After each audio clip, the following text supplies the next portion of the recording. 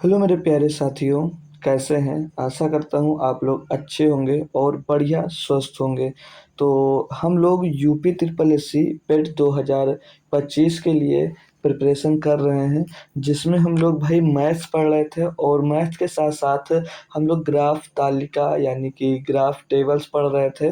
तो हमने जो कल क्या 2-3 दिन पहले आपसे मैंने बोला था कि मैं आप लोगों के लिए मैराथन टाइप से कुछ क्लासेस लाने वाला हूँ, जिसमें क्या मिलेगा आपको भाई। मैराथन क्लास में अब हमने पहली क्लास आपको दे भी दी कल, जिसमें मैथ्स के सभी शिफ्ट के 50 क्वेश्चन जो हुए थे अब तक। हर एक शिफ्ट में 5 क्वेश्चन आते हैं और प्रीवियस ईयर मैं बात करूंगा आपके पेट के तो 10 शिफ्ट हुए थे। टोटल हमने 50 क्वेश्चन भाई आपके कंप्लीटली एक लेक्चर में लगभग 2 घंटे में आपको सॉल्व करवाया। और कल आप लोगों ने देखा, आपको काफ़ी मज़ा भी आया और काफ़ी बच्चों का कमेंट भी आया, मैंने देखा भाई। तो आज हमने और उसी पहले दिन बता दिया था कि हम लोग अपनी क्लासेस को कैसे डिजाइन करते हैं। तो मैथ्स पहले आता है भाई, 5 क्वेश्चन आते हैं, तो मैथ के हमने 50 क्वेश्चन लगभग करवा दिए प्रीवियस ईयर के ही। अब हम लोग जो डीआई के क्वेश्चन है तो वो 4 प्रकार की डीआई आती हैं।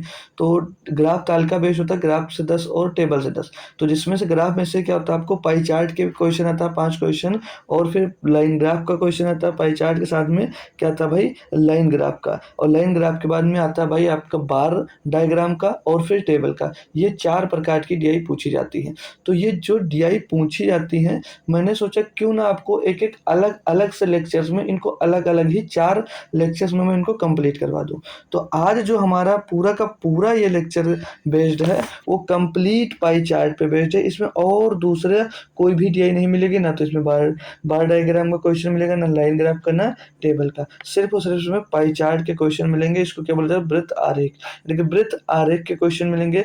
तो इसमें हम लोग देखो, अभी तक कोई बच्चा एक बार भी अगर डीआई नहीं पढ़ा है, अगर थोड़ा सा भी नहीं पढ़ा है, तो उसके लिए क्लास इतनी बेनिफिट होगी भाई कि आज उसको पाई चार्ट एकदम से क्लियरली समझ में आ जाएगा। हाँ, अगर वो थोड़ा सा मैथ पढ़ रखा तो समझ में आएगा, ठीक है भाई। तो और इसमें साथ साथ आपको क्या मिल रहा है, साथ में मिल रहा है भाई, इसमें पहले तो हम लोग इजी इजी करेंगे क्वेश्चन, फिर टफ लेवल की ओर जाएंगे। इसमें जो क्वेश्चन शामिल हो विगत वर्षों के प्रश्नों के साथ, यानी कि जो 2021, 22, 23 में आपके पाई चार्ट के क्वेश्चन आए हैं, उनको भी मैंने इसमें इंक्लूड कर लिया है। आपके 2023 में जैसे जो डीआई आई हैं, उनसे बच्चे बहुत डरते हैं, तो उन क्वेश्चंस को भी मैंने इसमें इंक्लूड कर लिया है। तो परेशान मत होना दोस्त, सारा कुछ करेंगे। तो पहले हम लोग बहुत ही आसान आसान क्वेश्चन जो इसमें शामिल किए हैं उनको करेंगे, ताकि अगर आप लोग पहली बार भी सीख रहे हैं तो आपको दिक्कत नहीं होगी। ये मेरा आपसे वादा है। बस क्या है, आपको शुरुआत से जुड़ना है और लास्ट तक मेरे दोस्त रहना है। पेट में आप लोग अच्छा स्कोर करने वाले हैं, चाहे वो मैथ्स के क्वेश्चन से ले लेंगे और चाहे डीआई में आपकी हम बात कर लेंगे। तो पाई चार्ट आज आप लोग पूरा अगर कंप्लीट पढ़ कर जाते हैं, तो पाई चार्ट से ऐसा कोई भी क्वेश्चन नहीं होगा जो आप लोग छोड़कर आए हैं, ठीक है। बस मेरा विश्वास कीजिएगा और लास्ट तक क्लास में जरूर रुकिएगा। जितने भी बच्चे हैं, क्लास को लाइक और शेयर फटाफट कर दीजिएगा, ताकि और भी अदर बच्चे जो हैं वो हमारे साथ जो जुड़ सकें। और मैंने आपको बताया है कि जो नए बच्चे हैं उनको एक बार जोड़ने की कोशिश सभी लोग ज़रूर किया करो, ताकि वो लोग आएंगे तभी हमको भी बेनिफिट होगा और उनको भी बेनिफिट दोस्त मिलेगा, ठीक है। कि यहाँ पर इतनी अच्छी क्लासेस चलती हैं और जब आप लोग बताओगे तभी दूसरों को पता चल पाएगा। और आप लोग मेरे टेलीग्राम ग्रुप ज्वाइन कर सकते हैं, जिसकी लिंक आपको कमेंट बॉक्स में पिन की गई है। ज्वाइन कर लीजिएगा, क्योंकि वहाँ पर टाइम टू टाइम आपको क्लास की लिंक मिल जाएगी, पीपीटी मिल जाती है, पीडीएफ क्वेश्चंस की जो मैं यहाँ पर करवाता हूँ उनको सॉल्व करने के लिए, और क्विज भी आपको मिल जाता है। एग्जाम से रिलेटेड कोई नोटिफिकेशन आता है, रिजल्ट आता है, आंसर की आती है, तो ये सब सूचनाएं आपको टेलीग्राम पर दोस्त मिलती रहती है टाइम टू टाइम। तो चलते हैं, आज की क्लास को हम लोग स्टार्ट करेंगे ज़्यादा टाइम आपका नहीं लेते हुए। तो आज हमने शुरुआत में बता दिया है क्या पढ़ रहे हैं, पाई चार्ट। तो इसमें कुछ थोड़ी सी बातें हैं, एक दो, उसको आप लोग देख लीजिएगा। क्या पढ़ना है हमको भाई, पाई चार्ट, किसके बारे में पढ़ना है। सिर्फ और सिर्फ पाई चार्ट के क्वेश्चन सॉल्व करेंगे, जितने भी क्वेश्चन हैं।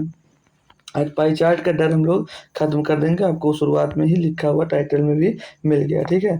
तो पाई चार्ट यानी कि वृत्त आरेख होता है।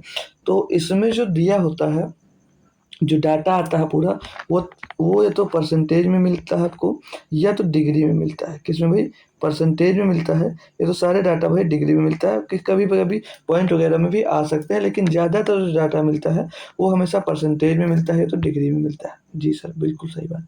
तो अगर डाटा आपका परसेंटेज में होगा तो उस कंडीशन में हम लोग टोटल जो मानते हैं उसमें हमेशा जो पूरा, जैसे ये आपका चार्ट बना तो पाई चार्ट बना तो वृत्त बना होता है, इसमें अगर परसेंटेज में डाटा दिया होता तो जो टोटल होता है कितना होता है? ये 100% होता है अगर परसेंटेज में दिया होगा। और अगर डिग्री में दिया होता तो टोटल क्या होगा? अगर डिग्री में दिया होता तो टोटल क्या होता है भैया? 360 डिग्री होता है। कितना होता है? 360 डिग्री होता है। ये बात इतनी आप लोगों को अपने ध्यान में रखना है। परसेंटेज में अगर पूरा डाटा दिया है यानी कि वो 100% की बात कर रहा है, पूरा जो होगा वो 100% होगा। अगर डिग्री में दिया है तो ये पूरा जो होगा वो 360 डिग्री की वैल्यू होगी यहाँ पर, ठीक है। परसेंटेज से अगर आपको डिग्री में जाना है तो जो 100% होता है, 100% इक्वल टू कितना हो जाता है? 360 डिग्री हो जाता है 100% इक्वल टू। तो 1% की अगर मैं वैल्यू पूछूंगा कितनी डिग्री होती है? 3.6 डिग्री होता है। इन सभी का अगर यूज होता है तो डायरेक्ट हम लोग यूज कर सकते हैं, बाकी मैं निकाल कर करवा दूंगा, परेशान मत होइएगा। बस इतना याद रखिए, परसेंटेज में वैल्यू है तो 100% होगा, डिग्री में वैल्यू है तो वो पूरा पूरा 360 डिग्री में वैल्यू होगा, ठीक है भाई। तो बिल्कुल बेसिक से क्वेश्चन को हम अब स्टार्ट करने वाले हैं, ठीक है। ये रहा हमारा पहला और बहुत ही नाजुक सा और बेसिक सा क्वेश्चन, क्योंकि हर एक बच्चा सीखेगा। अगर 10th लेवल से निकल कर भी आया है तो भी ओडीआई इसमें समझ कर जाएगा आज की हमारी क्लास में, ठीक है।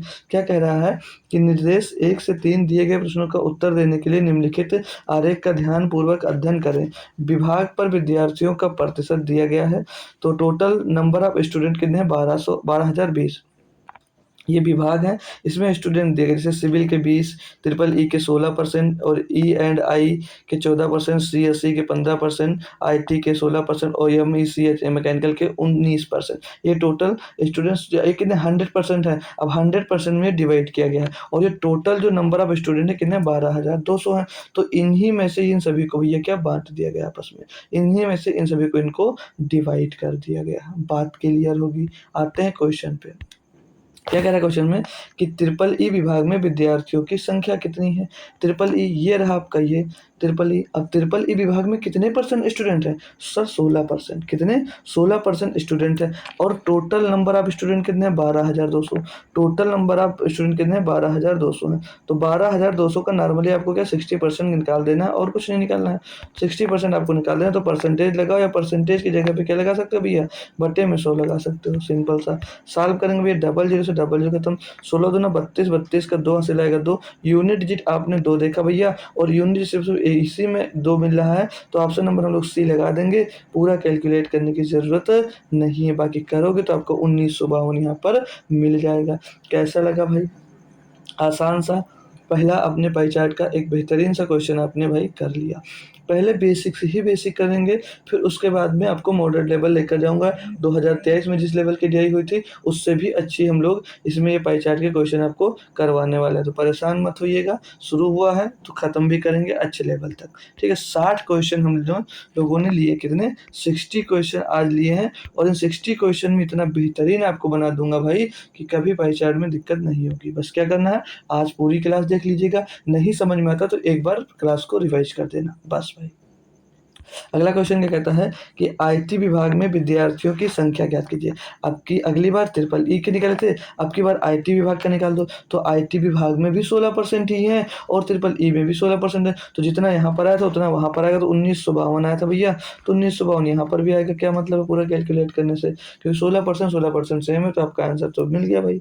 इसे तो हमको कैलकुलेट करने की जरूरत नहीं है, क्योंकि 12,200 का भैया फिर से 16% निकालोगे तो आपका आएगा उतना ही सॉल्व करने पर। तो यही हमारा जवाब हो जाएगा। पूरा मत कैलकुलेट करो, थोड़ा सा टाइम आप लोग अपना बचा सकते हो। तो ये बातें सब आप लोग देखा करो, ठीक है। ऐसे क्वेश्चन आ भी जाते हैं डीआई में, और ये आया हुआ ही है आपका क्वेश्चन, ठीक है भाई।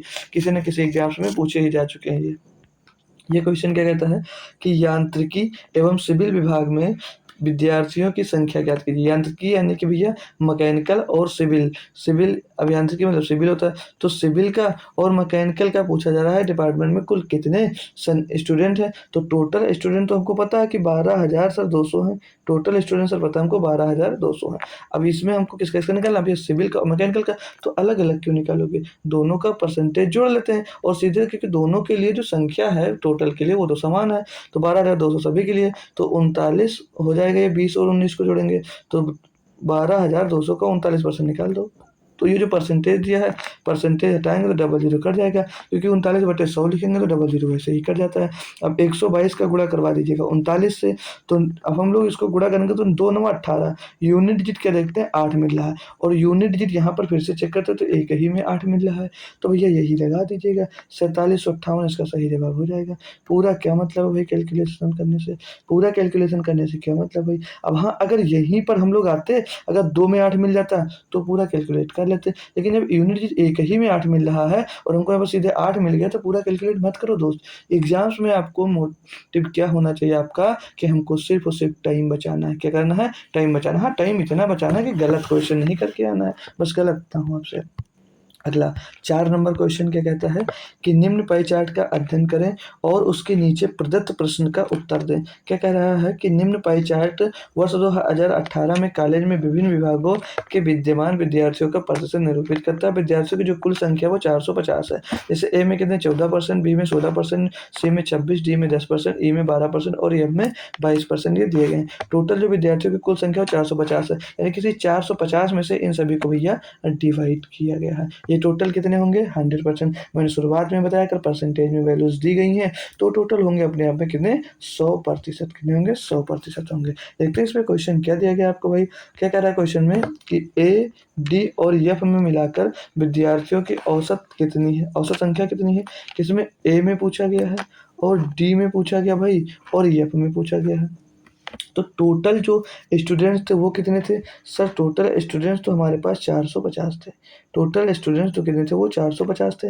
अब ये 450 में सभी परसेंटेज में डिवाइड हुआ, तो अलग अलग मन निकाल सभी को जोड़ लो, तो 22 ये और 14 ये जोड़कर 36, 36 और 10 46, टोटल कितना 46% स्टूडेंट हो जाएंगे। ये 46% लिखो या 46/100 लिख देंगे, कितने 100 लिख देंगे। अब ये संख्या निकाल लेंगे पहले, तो 1 जीरो से आपका 1 जीरो कट जाएगा, 5 से काटेंगे 5 नाम 45, 5 दूनी 10 हो जाएगा, 2 से काटेंगे भैया 2 दूनी 4, 2 3 6, 23 हो जाएगा, 9 गुणे 23, 9 गुणे 23, 9 3 27 का 7 ऐसे लाएगा 2, 9 दूनी 18 और 2 20 हो जाएगा 207। अब ये 207 इनकी क्या आई, संख्या आई किसकी, ए डी एफ के में मिलाकर विद्यार्थियों की। लेकिन यहाँ पर आपसे पूछा क्या है, आपसे पूछा सर जी औसत संख्या, और औसत क्या होता है, औसत होता है कुल पदों का योग बटे कुल संख्या। तो कुल पद यानी कि कुल लोग कितने थे, 3 लोग थे, तीन तीन विद्यार्थी थे एडीएफ, तो तीनों का योग कितना 307। अब हमको औसत जब निकालना है तो 3 से डिवाइड कर देंगे, औसत मिल जाएगा, तो 3 6 18 और बचेगा 2 हो जाएगा 27, 3 नाम 27,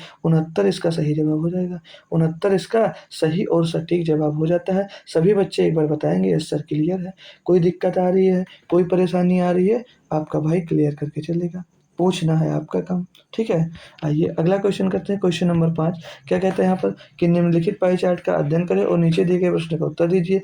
निम्नलिखित पाई चार्ट टन में कुल फसलों की वार्षिक पैदावार दर्शाता है। यानी कि जो दिया गया है टन में दिया गया, जैसे चीनी 80 डिग्री, गेहूं 100 डिग्री, चावल 40 डिग्री और अन्य जो दिया गया 140 डिग्री। अभी जब डिग्री में दिया गया यानी कि इनकी टोटल की जो वैल्यू होगी वो कितनी होगी 360 डिग्री होगी। ये बात मैंने शुरुआत में बताई आपको, ठीक है।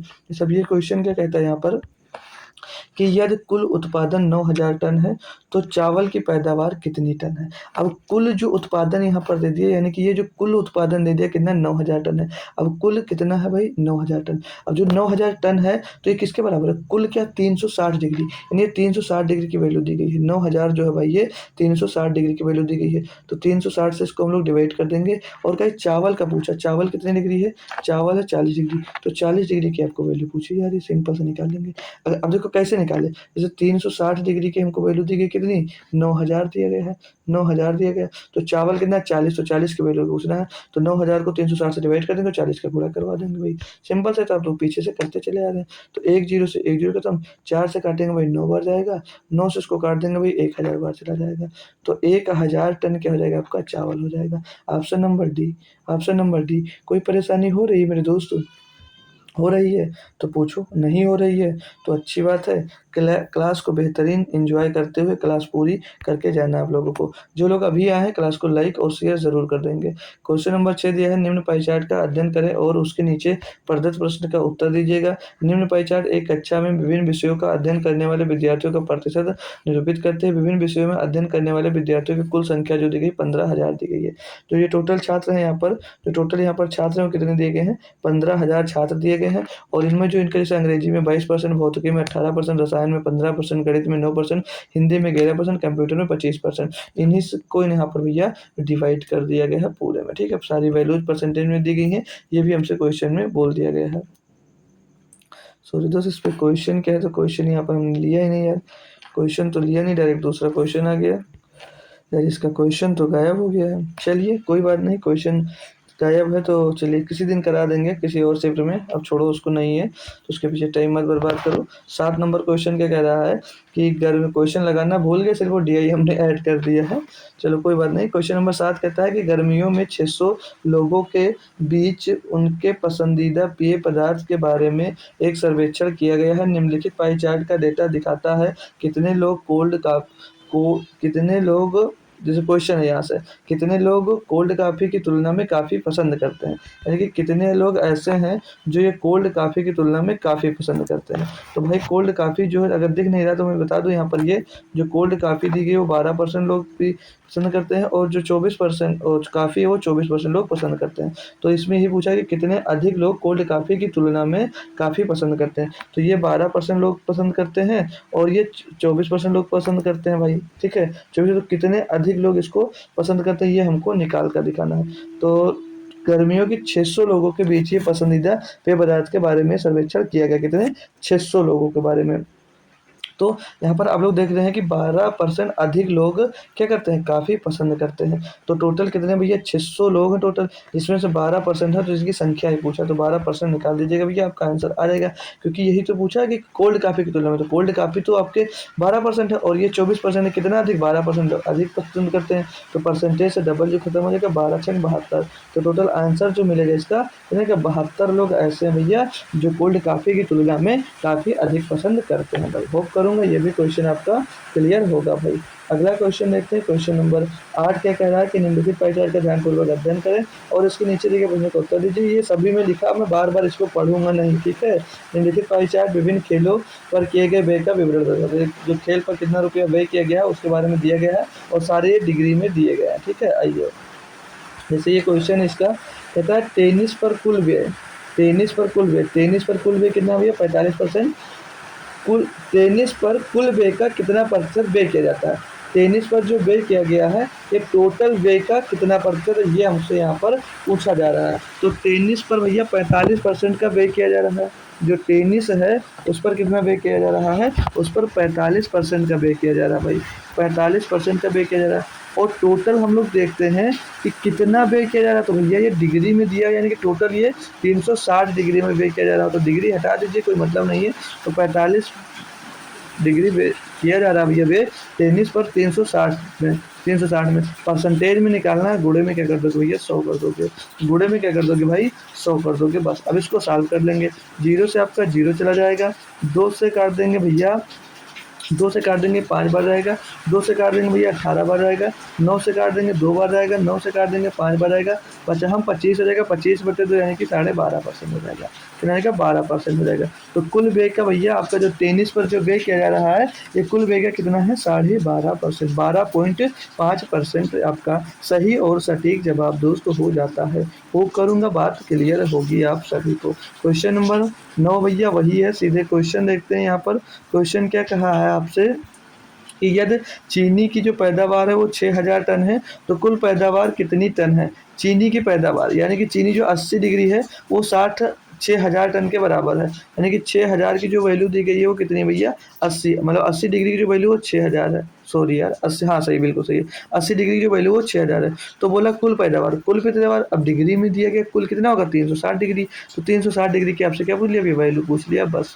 अब इतना आसान है तो आप लोग कर पा रहे होंगे। 0 से 0 खत्म, 4 दूनी 8 हो जाएगा, 4 से काटेंगे 9 बार चला जाएगा, 2 से काट देंगे भैया 3000 बार जाएगा, 3000 बार जाएगा, 9 त्रिक 27, 27,000 टन हो जाएगा क्या, टोटल पैदावार। टोटल जो पैदावार हो जाएगा वो कितना हो जाएगा, 27,000 टन। ऑप्शन नंबर बी यहाँ पर हमारा सही जवाब भैया हो जाता है।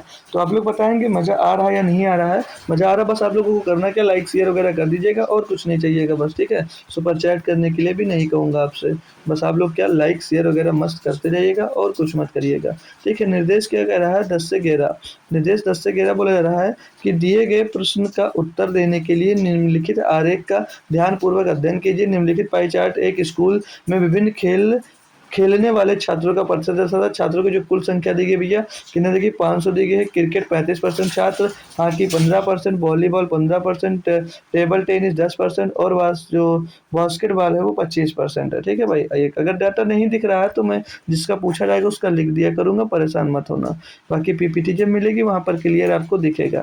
10 नंबर क्वेश्चन क्या कहता है हमसे कि क्रिकेट और वॉलीबॉल खेलने वाले छात्रों की संख्या में अंतर कितना है। क्रिकेट कितने भैया, 35% लोग खेल रहे हैं, और जो आपके वॉलीबॉल है, वॉलीबॉल भैया 15% खेल रहे हैं। तो पूछा जा रहा है कि इनके बीच में जो खेलने वाले छात्र हैं उनका अंतर कितना है। टोटल जो स्टूडेंट थे हमने कितना निकाला था, 500, कितना था 500। अब 35% भैया क्रिकेट खेल रहे हैं, वॉलीबॉल 15% खेल रहे हैं, इनका अंतर सीधे यहीं पर निकालो ना। पूरा अलग अलग निकाल कर घटाने से मतलब क्या है, 35% क्रिकेट 15% वॉलीबॉल, अंतर देखेंगे 20% का अंतर आएगा। कितना आएगा, 20% का भैया। तो इसका 500 का 20% निकाल दो। अब भैया परसेंटेज से डबल जीरो खत्म हो जाता है, 20 गुणे 5 कितना, 100 हो जाता है। कितना हो जाता है, 100 हो जाता है भैया। इससे बेहतरीन तो कुछ नहीं होगा, इससे बेहतरीन और इससे आसान भाई क्या बता दूं और सिखा सकता हूँ भाई। 20 क्वेश्चन 25 क्वेश्चन लगभग लिया, इतना आसान आसान, ताकि आपका बेस मजबूत कर सकूं, फिर बढ़िया बढ़िया क्वेश्चन करेंगे आप लोग, ठीक है।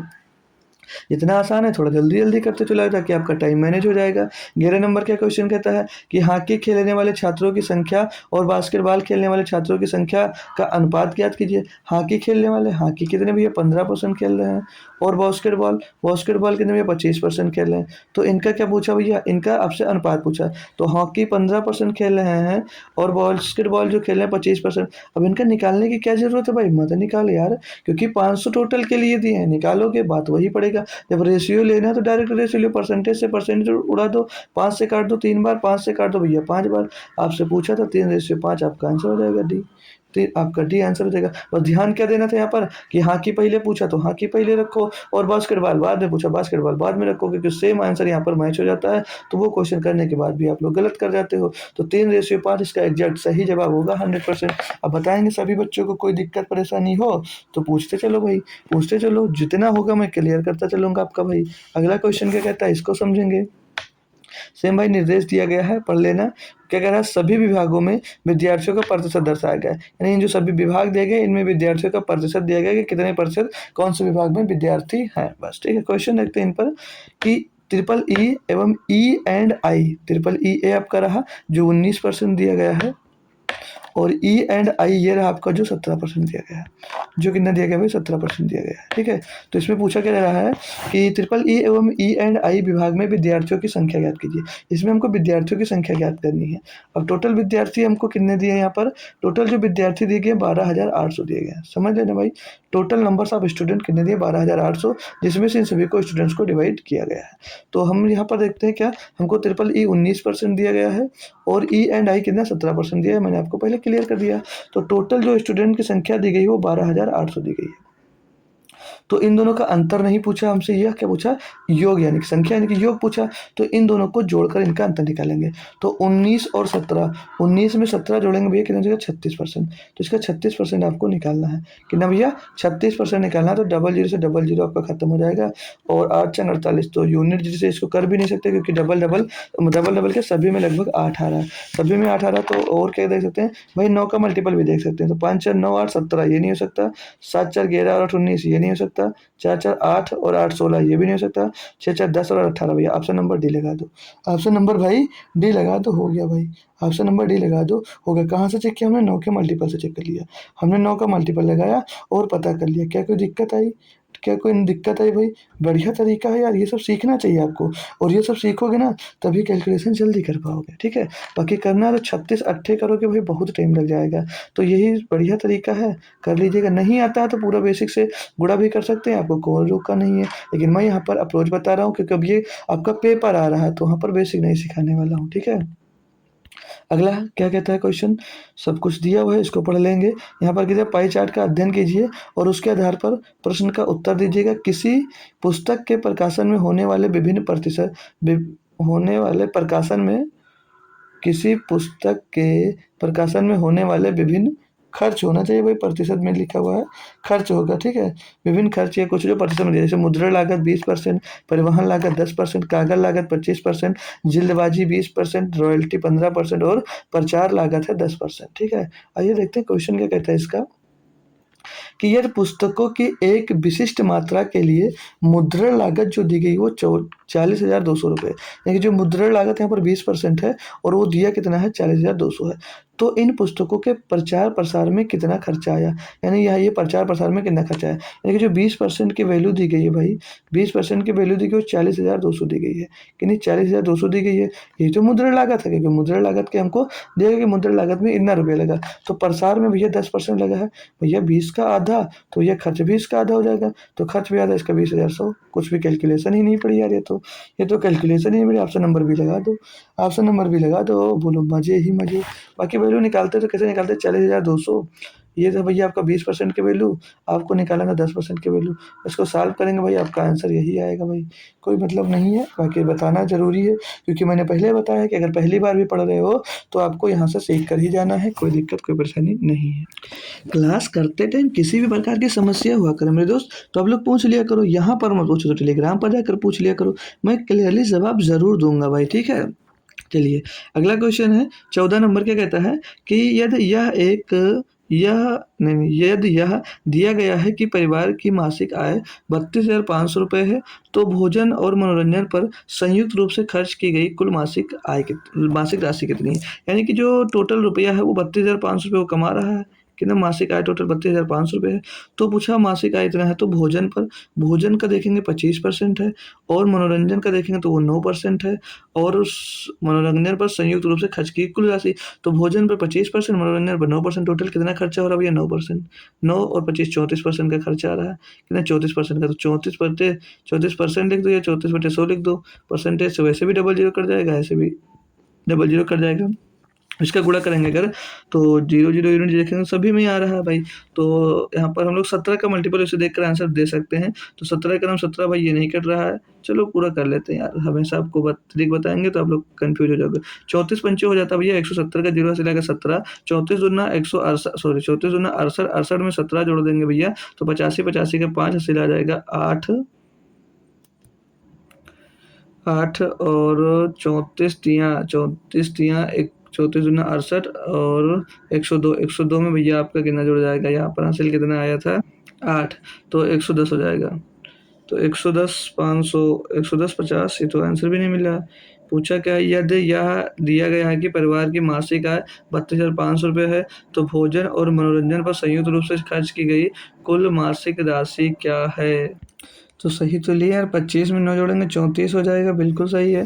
फिर से एक बार कैलकुलेट करें, 34 पंचे हो जाता है आपका भैया 170 का 0 से लगेगा 17, और 34 दूना 68 हो जाएगा, 68 में 17 जोड़ेंगे तो 168 78 और 85, 85 का 5 हो जाएगा, हासिल आ जाएगा 8, 34 दूना 68 और 34 दिया 102, 102 में भैया आपका 8 जुड़ जाएगा तो 110 हो जाएगा, कितना हो जाएगा 110, तो 110 50 11,050 इसका सही जवाब होगा। ऑप्शन में अगर आपके नहीं है तो कोई दिक्कत नहीं है, ये आप लोग इसका ऑप्शन नंबर 4 हम लोग बना देते हैं इसी को, ये आपका सही जवाब हो जाता है, ठीक है। ऐसे ही किया जाएगा और इसमें कुछ नहीं, 32,500, हाँ बिल्कुल सही है, तो आपका ऑप्शन नंबर डी हम लोग मान सकते सकते हैं, ये बिल्कुल सही जवाब दोस्त हो जाता है, ठीक है। हो सकता है ऑप्शन में कुछ मिसप्रिंट हो गया है, कोई दिक्कत नहीं है, आपका ये आंसर जो मैंने निकाल कर बताया ये सही है। क्वेश्चन नंबर 15 देखते हैं, क्या बोला जा रहा है कि ग्राफ का अध्ययन कीजिए और काफ़ी के क्षेत्र त्रिज्यखंड का कोण ज्ञात कीजिएगा। कॉफ़ी के इसका देखो यहाँ पर ये डिग्री में नहीं दिया गया है, ये परसेंटेज में दिया गया है। काय में दिया गया है? परसेंटेज में दिया गया है। और आपसे ये डिग्री पूछा जा रहा है कि इस कॉफ़ी की जो डिग्री बन रही है कितने डिग्री का कोण बना रहा है, ये पूछा जा रहा है। तो मैंने आपको परसेंटेज से डिग्री में बदलना सिखाया था, नहीं सिखाया था कि 100% बराबर क्या होता है? 100% बराबर हो जाता है सर जी हमारा 360 डिग्री, ये शुरुआत में हो रहा है। तो 1% इज इक्वल टू कितना हो जाएगा भैया? 3.6 डिग्री। तो आपसे भैया कॉफ़ी का पूछा, कॉफ़ी है कितना? 20%। तो 20% को डिग्री में चेंज करेंगे तो 3.6 में हम लोग क्या कर देंगे? 20 का गुणा करवा देंगे भैया। तो 20 का गुणा करवा देंगे इसमें हम, तो ये पॉइंट से ये भैया 0 क्लास 36 दूना 72 डिग्री आपका बना देगा। क्या बनाएगा? 36 दूना 72 डिग्री आपका बना देगा। ये नहीं याद होता तो क्या करते? बिल्कुल कोई दिक्कत नहीं माय डियर, कुछ नहीं करते। परसेंटेज में दिया गया भैया कितना? 20%। 20% को फ्रैक्शन में चेंज करेंगे तो 20/100 हो जाएगा, और डिग्री में चेंज करना तो 360 का यहाँ पर गुणा कर देंगे। बस इसको सॉल्व करने के बाद भी आपका आंसर 72 ही निकल कर आएगा। तो जो अच्छा लगेगा वो आप लोग फॉलो करिएगा, ये अगर नहीं, ये हमेशा याद रहेगा, ये हो सकता है भूल जाओ, थोड़ी सी कन्फ्यूजन हो जाए, लेकिन ये हमेशा आपको याद रहेगा। तो जो याद रहे वही करिए, मैंने दोनों बता दिया है, ठीक है, क्योंकि आपको कैसे अच्छा लग रहा है ये आप जाने, ठीक है। 16 नंबर क्वेश्चन क्या कहता है? कारपोरेट क्षेत्र में केंद्रीय कोण में डिग्रियां की लगभग संख्या कितनी होगी? कारपोरेट कहाँ आपका? ये कारपोरेट क्षेत्र ये रहा, इसमें डिग्रियों की संख्या, सॉरी डिग्रियों की लगभग संख्या कितनी होगी, यानी कि ये डिग्री पूछा जा रहा है, इसमें भी आपसे डिग्री ही पूछा जा रहा है। कितना भाई टोटल ये जो होगा 100% होगा, परसेंटेज में दिया है तो 34 दिया है, कितना दिया? 34। तो 34 बटे क्या कर दोगे? 100 कर दोगे, और गुणे में क्या कर दोगे भैया? 360 कर दोगे। गुणे में क्या कर दोगे? 360 कर दोगे। अभी अभी निकाल कर बताया, चाहो तो वैसे भी कर सकते हो। 34 को कैसे? 3.6 से गुणा करवा दीजिएगा तब भी आपका आंसर आ जाएगा, और ऐसे भी आपका आंसर ही आ जाएगा। तो जैसा अच्छा लगे कर लो, जीरो से आप लोग जीरो कर दीजिएगा, और पहले 36 और 34 का मल्टीप्लाई करवा देते हैं, फिर 10 से सीधे एक पॉइंट लगाकर हम उसको सॉल्व कर लेंगे। लगभग में आंसर भी पूछा वैसे, तो 34 का गुणा कर देंगे अगर 6 से, 34 गुणा 6 बार करेंगे तो कितना आ जाएगा? कर लेते हैं एक बार। 6 चौके 24, 24 का 4 से लाएगा 2, 6 3 18 तो 20 हो जाएगा भाई, और फिर से काटेंगे 3 चौक 12, 12 का 2 से लाएगा 1, 3 3 का 9 और 1 10 हो जाएगा। टोटल करेंगे 4 2 2 1 आएगा, 10 से डिवाइड करेंगे तो 122.4 आ जाएगा, 122.4 डिग्री आएगा। तो लगभग हम लोग क्या लगा देंगे? 122। अब यहाँ पर एक बात और आपको सीखने वाली है कि 122.4 है तो हमने 122 लगाई है, ये 123 क्यों नहीं लगाया?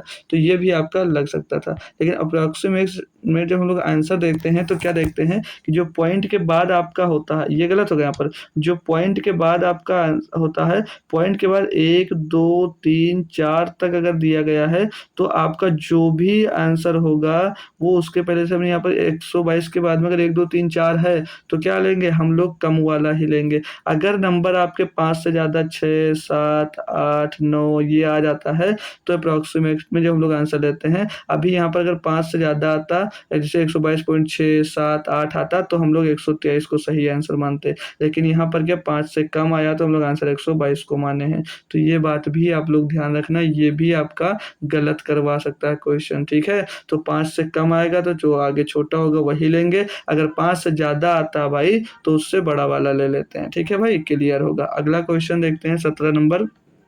5 राज्यों द्वारा इस्पात उत्पादन के संबंध में दिए गए पाई चार्ट का परीक्षण कीजिए और निम्नलिखित प्रश्न का उत्तर दीजिएगा। ए राज्य, बी राज्य, सी राज्य, डी राज्य, ई राज्य ये दिए गए हैं। तो राज्य ए में कितना दिया गया? सब कुछ दिया गया। आइए इसमें क्वेश्चन पे देखते हैं, फिर उसी पे हम लोग समझते हैं। बोले तो राज्य डी द्वारा इस्पात के उत्पादन के संगत केंद्रीय कोण क्या है भाई? तो राज्य डी की बात कर रहा है, ये रहा राज्य डी, कितना है? 190, 190 भाई, इसका भी केंद्रीय कोण ही पूछा जा रहा है। तो इसको 190 जो है ना भाई, अब क्या करें, हमको टोटल इनका निकालना पड़ेगा। टोटल कितना ये दिया गया, ये ऐड कर लीजिएगा। टोटल कितना दिया, ये ऐड कर लीजिएगा। जो 190 ये है हमारा, ये जो 190 आया भाई, सभी में लिख दूं डाटा, हो सकता नहीं विजुअल हो रहा अगर, तो राज्य ए का देखेंगे ना, वो 250 दिया गया है, और राज्य बी का दिया गया है 180, और राज्य सी का दिया गया भाई 170, और राज्य ई का दिया गया है 210 दिया गया है। तो राज्य डी का जो 190 आया भाई, ये इन सभी का पहले योग निकाल लेंगे, फिर उससे डिवाइड कर और डिग्री में पूछा 360 का गुणा कर देंगे तो डिग्री में आंसर आ जाएगा। हालांकि अगर परसेंटेज में पूछा होता तो सबका गुणा कर देते, बस अब इनको जोड़ लीजिएगा भाई। तो सभी में पीछे तो जीरो ही मिलने वाला है, सभी में पीछे क्या मिलेगा, जीरो मिलेगा। इकाई के अंक पे दहाई का अंक जब हम लोग देखते हैं तो 9 7 16 16 और 24 24 और 5 29 और 31 का जीरो से आ जाएगा 3 3 2 5 2 7 1 8 1 9 और 1 10 हो जाएगा। कितना आ रहा है, ये 1000 आ रहा है। ये कितना टोटल आ रहा है भैया, 1000 आ रहा है। इसको चेंज काय में करना, 360 डिग्री में करना है। अब इनको कर लेंगे भाई, 1 0 2 0 1 0 2 0 कैंसिल हो जाएगा। 19 छक्का 114 का 4 आ जाएगा, हासिल आएगा 1। 19 छक्का 114 का हासिल आएगा 11। 19 या 57 57 में 11 जोड़ेंगे भैया 68 हो जाएगा। 684/10 तो एक अंक बाद दशमलव लगा दीजिए, 68.4 डिग्री इसका सही जवाब भैया आपका आंसर हो जाता है। बढ़िया प्यारा क्वेश्चन था, आपने समझ लिया। अगला 18 नंबर क्वेश्चन देखते हैं कि यहाँ दिया गया पाई चार्ट एक परिवार के घरेलू व्यय को प्रतिशत में दर्शाता है। यदि परिवार की कुल मासिक आय जो दी गई है कितनी दी गई है, 42,500 है। तो चार्ट का अध्ययन कीजिए और निम्नलिखित प्रश्न का उत्तर दीजिए। अब ये जो परिवार का मासिक आय दिया है, ये याद रखना, ये हर एक क्वेश्चन में आपका यूज हो जाएगा। और ये परिवार का व्यय दिया गया, जैसे भविष्य निधि की बात की गई है तो कितना 12%, भोजन पे 25%, मकान किराया 18%, मनोरंजन 9%, बाल शिक्षा 23%, चिकित्सा 13%। और ये सब कहाँ से बढ़ रहा है, इसी के पूरे मासिक आय से यहाँ पर डिवाइड हो रहा है। अब जैसे यहाँ पर क्वेश्चन में दिया बाल शिक्षा के लिए कटौती और मकान किराए के लिए कटौती के बाद परिवार की कुल मासिक आय कितनी रहती है भाई। तो पहले बाल शिक्षा कितना 23% है। और फिर मकान किराया 18% है। और बाद में परिवार की कुल, बस यही दो, इन्हीं दो का निकालना था, किसका मकान किराया का और भाई आपके बाल शिक्षा पे। ठीक है, तो इनको क्या करेंगे, तो इसमें समझने वाली बात यह है कि बाल शिक्षा पे जो खर्चा हुआ है और मकान किराए पे जो खर्चा हुआ है, इन खर्चा के बाद में कितना आपका मासिक आय बचा, ये पूछा जा रहा है। तो ये बात ध्यान रखना। और मासिक आय भी हमने देखा था पीछे था कितना, वो 42,500 था। कितना था भाई, 42,500 था। तो यहाँ पर जब हम देखा क्या, हमने देखा बाल शिक्षा पे 23% खर्चा हुआ और मकान किराए पे 18%। तो टोटल इनको जोड़ दिए तो 18 और 23 को जोड़ेंगे तो 41% आ जाएगा। टोटल खर्चा कितना आ रहा है, 41%। तो वो पूछा बचा कितना है, परिवार की कुल मासिक आय कितनी रहती है खर्चा के बाद, कटौती के बाद। तो 41% खर्चा कर लिया भैया, टोटल तो अपने आप में परसेंटेज हमेशा 100 होता है। तो जब 41 खर्चा कर लिया, यानी कि 59% अभी बचा होगा। और ये 59% की ही आपसे वैल्यू पूछ रहा है, काहे कि 59% की ही वैल्यू पूछ रहा है, ना कि 41% की। तो निकाल कर कंफ्यूज मत होना, समझना क्वेश्चन को क्या कहता है। अब इसको सॉल्व करेंगे भाई, तो देखिए पूरा जीरो खत्म, 9 बचे 45 यूनिट जो मिलेगा लास्ट में भैया 5 मिलेगा। और 5 अगर आप लोग देख पा रहे होंगे तो ऑप्शन नंबर बी में है। बाकी सभी में भैया 0 0 मिल रहा है, तो ना ए आंसर, ना सी आंसर, ना डी आंसर। आंसर सिर्फ और सिर्फ बी बन जाएगा। कितना, इसका आंसर जो होगा वो 25,075 हो जाएगा। 25,075 रुपये उसकी भी मासिक आय बची रहती है बाल शिक्षा और मकान का किराया पर खर्चा होने के बाद। बात क्लियर होगी सभी लाल को। अगर कोई दिक्कत है तो पूछ सकते हो, मेरे भाई बहन जो भी जुड़े हुए हो, कोई दिक्कत कोई परेशानी है तो जरूर पूछ लेना। अगला क्वेश्चन दिया गया है, निर्देश 19 से 20 पाई चार्ट का अध्ययन करें और नीचे दिए गए प्रश्नों के उत्तर दीजिएगा। क्या है, चोट ने चार्ट दिया भाई। चार्ट मुंबई में वॉशिंग मशीन के लिए विभिन्न ब्रांडों की बिक्री को दर्शाता है। बेची गई वॉशिंग मशीन की जो कुल संख्या कितनी, 85,000। इसको याद कर लो। जैसे यम है 25%, एन है 30%, ओ है 15%, पी है 20% और क्यू है 10%। क्वेश्चन पे जाते हैं, क्या कहा है क्वेश्चन कि ब्रांड एन और ब्रांड क्यू दोनों मिलाकर बेची गई वॉशिंग मशीनों की कुल संख्या कितनी भाई। टोटल तो हमको पता है कि कितनी मशीनें बिक रही है, 85,000, क्योंकि जो ये 100% के बराबर है। और ये 85,000 इन सभी विभागों में जितनी प्रकार की कम ब्रांड है उसमें डिवाइड कर दिया गया। ठीक है, तो हमसे पूछा गया यन कितना है 30%। और फिर क्यों पूछा गया, क्यों कितना भैया 10%। तो दोनों को जोड़ेंगे 40%, इसके 40% की वैल्यू ही पूछा जा रहा है। तो 40% की वैल्यू निकाल दीजिएगा। 40/100 लिखो या परसेंट लगा दो, सीधे परसेंट से डबल जीरो काट दो और इस एक जीरो, सॉरी यार नहीं करेगा। ठीक है, तो 850 गुणे में 40 हमको करना भाई। तो जीरो लगा देंगे, 4 0 0 हो जाएगा, 4 32 का 2 आ जाएगा, हासिल आ जाएगा पास 3, 4 32 और 3, तो 35,200 इसका आंसर मिल जाएगा।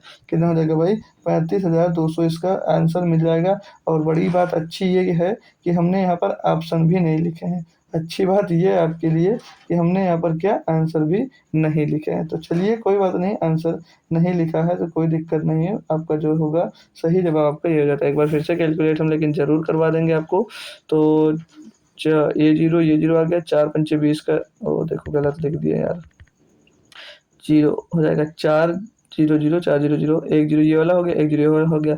अब 4 पंचे 20, 20 का भी जीरो आएगा, हासिल आएगा 2, और चारों अट्ठे 32, और 2 कितना हो जाएगा 34 हो जाएगा। तो 34,000 इसका आंसर होगा, ना कि 34,002। तो यन और ओ क्यू में मिलाकर कितनी संख्या मशीन बेची गई वॉशिंग मशीन? 34,000। 34,000 मशीनें बेची गई हैं भाई। ऑप्शन नहीं है, कोई दिक्कत नहीं है, लेकिन हमारा ये आंसर बिल्कुल सही है भाई। ठीक है, अगला क्वेश्चन देखते हैं 20 नंबर।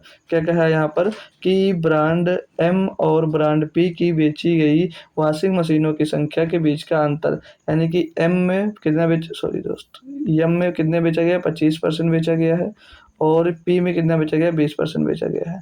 कितना भाई? 20% बेचा गया है। तो इस ब्रांड में बेची गई वॉशिंग मशीनों की संख्या के बीच का अंतर पूछा जा रहा है भाई। तो टोटल तो हमको वही लेना पड़ेगा जो दिया है। कितना दिया गया? 85,000 दिया गया है। अब इन दोनों के बीच में अंतर, तो एम में 25%, पी में भैया 20%, अंतर सिर्फ 5% का आ रहा है। अंतर सिर्फ और सिर्फ 5% का आ रहा है, तो बस 5% निकाल दो। अलग अलग निकाल कर मत निकालने लग जाना, तो घंटों लगाओगे। 5 0 0 50 25 का 5 हासिल आ जाएगा 2, हासिल आ जाएगा 2, 5 8 40 और 2 42, कितना आ जाएगा? 4250। कितना आ जाएगा? 4250। ऑप्शन नंबर ए इसका सही जवाब दोस्त हो जाएगा। अब तक जो क्वेश्चन करते आ रहे हो बहुत ही बेसिक लेवल थे और बहुत ही आसान थे। अब धीरे धीरे और अच्छे अच्छे क्वेश्चन आपके आते चले जाएंगे। बहुत टाइम भी नहीं लग रहा है, 40 मिनट में हम लोगों ने 20 क्वेश्चन आपके भाई कंप्लीट करवा दिए हैं। अगर कोई दिक्कत है अभी तक तो आप लोग पूछ सकते हो, मैं ज़रूर क्लियर करूँगा, ज़रूर क्लियर करूँगा। ठीक है, अगर यहाँ पर भी दिक्कत आ रही है, नहीं पूछ पा रहे हो, तो उस DI का स्क्रीनशॉट ले लीजिएगा, और आप हमको पर्सनल टेलीग्राम पर भी शेयर कर सकते हैं। टेलीग्राम ग्रुप की लिंक आपको कमेंट बॉक्स में मिल जाएगी, वहाँ से जाइएगा। मेरे पर्सनल अंदर जाकर मुझे पर्सनल भी आप लोग शेयर कर सकते हैं, मैं वहाँ भी आपको डाउट क्लियर ज़रूर कर दूँगा। ठीक है, अगला क्वेश्चन क्या कहता है कि निर्देश 21-22 क्वेश्चन दिया गया है। प्रश्न 21-22 पाई चार्ट का अध्ययन कीजिएगा और नीचे दिए गए प्रश्नों के उत्तर दीजिएगा। यह चार्ट चेन्नई में विभिन्न ब्रांडों के लैपटॉपों की बिक्री को दर्शाता है, और बेचे गए लैपटॉपों की जो कुल संख्या दी गई है कितनी की? 70,000 दी गई है।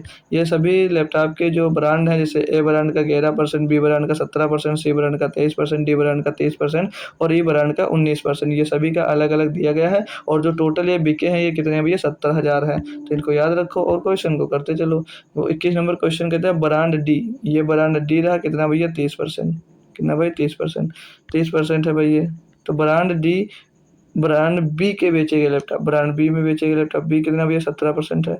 ब्रांड बी में बेचे गए लैपटॉप की संख्या के बीच का अंतर कितना भैया? 30 और 17 के बीच का अंतर पूछा जा रहा है, कितना होगा भाई?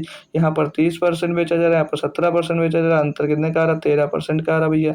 तो 70,000 टोटल है, 70,000 टोटल माय डियर। इसका 13% निकालना भैया, कोई दिक्कत ही नहीं, सीधे 13 का मल्टीपल उठा के आंसर दे दो। 13 7 91, ना तो 13 87 करता है, ना 79 करता है, ना 95 करता है, 13 7 91 ही जवाब हो जाएगा। इसको सॉल्व भी करेंगे तो परसेंटेज से डबल जीरो खत्म, 13 7 91 पीछे डबल जीरो चिपका दो बस।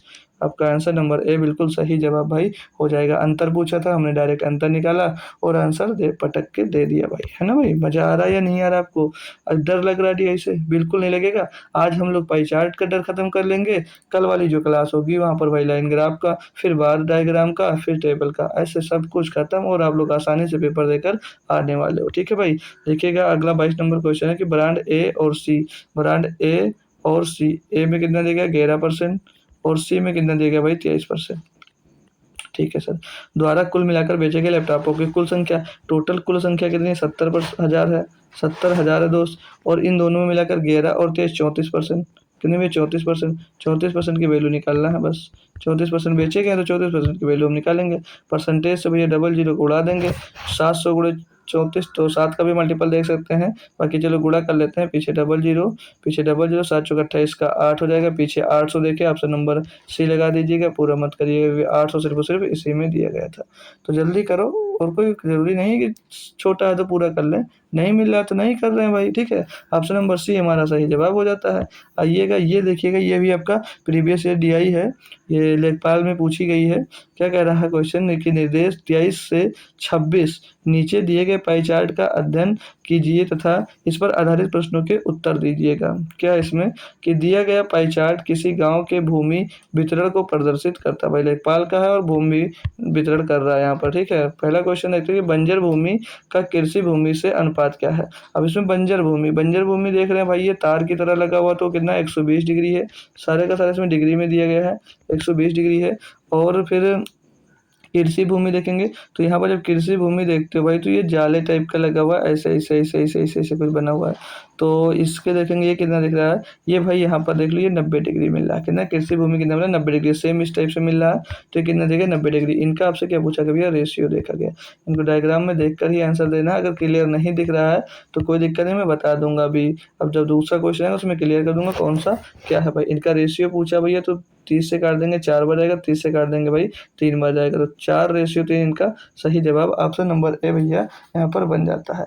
तो अब ये सब जो क्वेश्चन है भाई आ रहे हैं, ये आपके किसी न किसी एग्जाम्स में पूछे गए हैं। तो इतने इजी भी पूछे जाते हैं और टफ भी पूछे जाते हैं। तो हर प्रकार के क्वेश्चन पूछे जाते हैं भाई, तो हर प्रकार के क्वेश्चन आपका भाई आपको करवा रहा है, ठीक है। तो अब आप धीरे धीरे अब आपको बढ़ा रहा हूँ, ठीक है। धीरे धीरे अब आप लोग बढ़िया लेवल पे चल रहे हैं। अगला क्वेश्चन 24 नंबर का कह रहा है, कुल भूमि का कितना प्रतिशत कृषि के उपयोग में लाया गया है।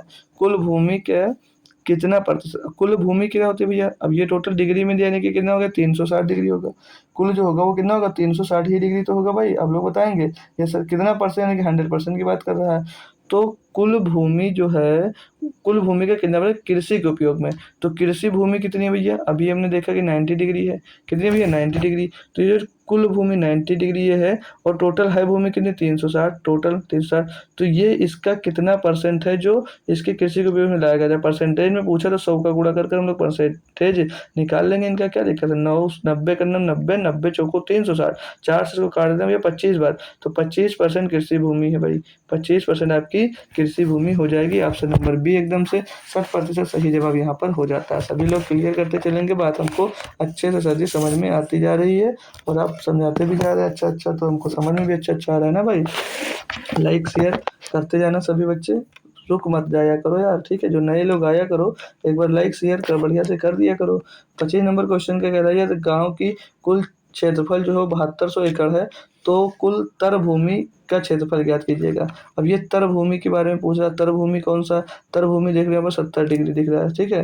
कितना भैया, तर भूमि जो है वो 70% दिख रहा है, 70 डिग्री दिख रहा है, परसेंट नहीं दिख रहा है, डिग्री में दिया गया है, 70 डिग्री दिख रहा है। तो जो कुल गांव मतलब कुल क्षेत्र है, जो कुल क्षेत्र कितना दिया गया है, 7200 एकड़ दिया, यानी कि 360 डिग्री का मान दिया गया ना, 7200 दिया गया है। तो आपको 70 डिग्री का मान निकालना भाई, तो 360 इसको डिवाइड कर 70 डिग्री का यहाँ पर गुणा करवा दो, आपका आ जाएगा आंसर, आपका आ जाएगा। तो 0 से 0 खत्म, 36 दूना 72 हो जाएगा, तो ऊपर कितना 20 मिल जाएगा, 20 गुणे 70 यानी कि कितना रहेगा 1400 एकड़। कितना रहेगा, तर भूमि जो है वो, तर भूमि जो है कितना भैया 1400 एकड़ आपका आ जाएगा भाई। कोई दिक्कत है भाई, वेटलैंड कितना है 1400 एकड़, है दिक्कत नहीं है। अगला 26 नंबर क्वेश्चन क्या कहता है, सड़कों के उपयोग में लाई गई भूमि, बसी हुई भूमि का कितना प्रतिशत। सड़कों में लाई हुई, सड़कों में ये भूमि जो लाई गई है कितने परसेंट है। तो सड़कों में लाई हुई भूमि जो इस तरह से देख रहे हो यहाँ पर, ये 20% देख रहे हो, ये डायग्राम इससे मिल रहा है, तो ये 20% है। जो सड़कों में लाई गई भूमि है वो कितने डिग्री है, परसेंट नहीं डिग्री, कितने भी 20 डिग्री है। तो वो पूछ रहा है सड़कों के उपयोग में लाई गई भूमि, बसी हुई भूमि। अब बसी हुई भूमि आपकी ये है, और जो ये बसी हुई भूमि है ये किसके साथ मिल रही है, 60 डिग्री के। ये कितनी भी है, 60 डिग्री। तो ये 60 डिग्री का कितना परसेंट है, यही तो पूछा जा रहा है ना भाई। हाँ, 60 डिग्री का ये कितना परसेंट है, ये पूछा जा रहा है। तो ये जो 20 डिग्री है, ये 60 का कितना परसेंट है, सिर्फ ये पूछा जा रहा है। गुणे में क्या कर दो, 100 कर दो भाई। बहुत ही तो आसान सा क्वेश्चन दिया गया है। 20 एकड़ 20, 20 या 60, 100/3 का मतलब होता है 33 सही 1/3%। 33 सही 1/3% आपको ऑप्शन नंबर सी में देखने को मिल रहा है। ऑप्शन नंबर सी में भाई आपको देखने को मिल रहा है। होप करूंगा बात क्लियर होगी दोस्तों। तो ये डीआईबी हमारी कंप्लीट हो गई। अगला क्वेश्चन देखते हैं क्या कह रहे हैं यहाँ पर। 27 से 31 तक प्रश्न दिए गए हैं, और पाई चार्ट वर्ष जो दिया गया वो 2009 दिया गया है। एक परिवार द्वारा विभिन्न मदों पर व्यय की गई धनराशि तथा बचत को प्रदर्शित करता है। पाई चार्ट का अध्ययन कीजिए तथा इस पर आधारित प्रश्नों के उत्तर दीजिएगा। वर्ष 2009 में एक परिवार तथा विभिन्न मदों पर व्यय की गई धनराशि तथा बचत का प्रतिशत यहाँ पर दिया गया है, ठीक है। सब इसमें दिया गया, परिवहन में कितना 12%, बच्चों की शिक्षा पर, बच्चों के 12%, आवास पर 15%, वस्त्र पर 10%, भोजन पर 23%, बचत 15% और अन्य खर्च भैया 20% है। सब दिए गए हैं, ये इन पर देखते हैं। जो पूछा जाएगा मैं लिख दूंगा डाटा, हो सकता है नहीं दिख रहा हो आपको। तो यहाँ पर क्या दिया गया है कि यदि वर्ष 2009 में परिवार की कुल आय कितनी भैया 1,50,000 रही हो, ठीक है। तो आवास तथा परिवहन पर किए गए व्ययों का अंतर कितना भाई, परिवहन पर कितना 5% व्यय किया जा रहा है यहाँ पर आप लोग देख रहे हैं जब, और आवास पर देखेंगे तो आवास पर यहाँ पर कितना भैया 15% का व्यय कर रहा है। तो इन दोनों के बीच का अंतर पूछा जा रहा है भाई। टोटल जो इनकी आय है वो कितना 1,50,000 है भाई, और वो 5% परिवहन व्यय दिख रहा है, और ये 15% आवास दिख रहा है। इनका अंतर कितना 10% का आ रहा है भाई। तो भाई सीधे क्या निकालोगे, 1,50,000 का 10%, 1,50,000 का 10% निकालोगे तो 15,000 आ जाएगा। परसेंटेज से डबल जीरो खत्म, 1500 गुणे 10 कितना 15,000 लगा दो। पूरा कैलकुलेट मत करो भाई, पूरा कैलकुलेट मत करो यार, इससे आसान कुछ भी नहीं, इससे आसान कुछ भी नहीं। 28 नंबर क्वेश्चन है कि परिवार द्वारा किसी मद पर भोजन के सिवाय सर्वाधिक व्यय किया गया है। जो परिवार है वह भोजन के अलावा किस पर सबसे अधिक व्यय किया गया है। तो भोजन पर 23% किया गया था, इसको छोड़ दो। फिर यहाँ पर आवास देख रहे हैं, आवास पे 15% है, और बाकी यहाँ पर भी बचत में भी 15% है। तो आवास और बचत में से सिर्फ और सिर्फ हमको एक दिया गया है, तो आवास दिया गया तो आवास लगा दो। क्योंकि वस्त्र देखेंगे तो वस्त्र पे 10%, अन्न पर 20% है भाई, तो अन्न खर्चा किया गया, अन्न, अन्न है 20%, अन्न 20%। अधिक पूछा है ना, सबसे ज़्यादा भोजन पर किया गया, लेकिन भोजन को नहीं लेना है।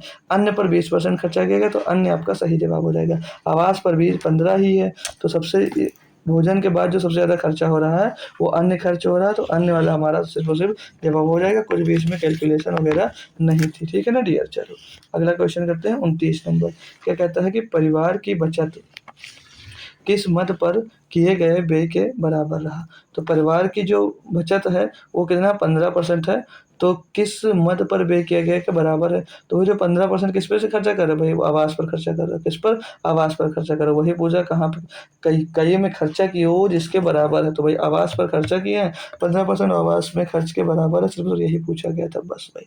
कुछ क्वेश्चन ऐसे मिलेंगे भाई इसमें कैलकुलेशन होगी, और कुछ क्वेश्चन आपको ऐसे मिलेंगे भाई कि देखकर आंसर आप लोग लगा सकते हो, पेन भी चलाने की जरूरत नहीं होगी। जैसे ये वाला क्वेश्चन, इसके पहले वाला क्वेश्चन, और इसमें लगभग सब क्वेश्चन। अगला क्वेश्चन दिया 30 नंबर, बोला रहा है कि वस्त्र, बच्चों की शिक्षा तथा परिवहन पर किए गए कुल व्यय की प्रतिशतता है। वस्त्र, बच्चों की शिक्षा तथा परिवहन पर किए गए कुल व्यय, तो कितना परसेंट खर्चा हो, सिर्फ ये पूछा है। तो वस्त्र पर 10%, बच्चों की शिक्षा पर ये आपका 12% खर्चा किया भाई, और परिवहन पे भाई 5% खर्चा किया। तो इनको सिर्फ टोटल जोड़कर बता देना, 12, 5, 17, 10, 27% खर्चा हो रहा सर। कितना 27% का खर्चा हो रहा, बताओ भाई क्या दिक्कत है, बताओ भाई क्या दिक्कत है। पाई चार्ट से डर लग रहा है अभी भी लग रहा है भाई, तो बताओ यार। नहीं लग रहा सर, ऐसा आवाज़ आनी चाहिए आपसे, ठीक है। अगला क्वेश्चन क्या है कि यदि परिवार की कुल आय 1,50,000 रही हो तो भोजन पर कितनी राशि व्यय हुई भाई। 1,50,000 रही है, 1,50,000 रुपये है। भोजन कितना खर्चा कर रहे हो, भोजन पे 23%, इसका 23% निकाल दो बस, इसका 23% निकाल दो बस, और कुछ नहीं यार। तो परसेंटेज से क्या डबल जीरो खत्म होता है और पीछे डबल जीरो आता है, और 15 या 45 का 5, पीछे 500 सिर्फ और सिर्फ यही ऑप्शन में मिल रहा है। तो 34,500 इसका सही जवाब कर लो, और आगे पूरा कैलकुलेट मत करो, आगे पूरा कैलकुलेट आप मत करो, क्योंकि यही मेरा भाई आपका सही जवाब हो जाता है, डी ऑप्शन। अगला क्वेश्चन क्या कहता है, अब देखो 2 DI वाला मिल गया है, 2 बार ग्राफ वाला, सॉरी 2 पाई चार्ट वाला क्वेश्चन। ऐसे क्वेश्चन में बच्चे फंसते हैं, परेशान होते हैं, तो ऐसा क्वेश्चन भी मुझे करवाना है, क्योंकि मैं हर टाइप का क्वेश्चन आपको करवाने वाला हूँ यहाँ पर।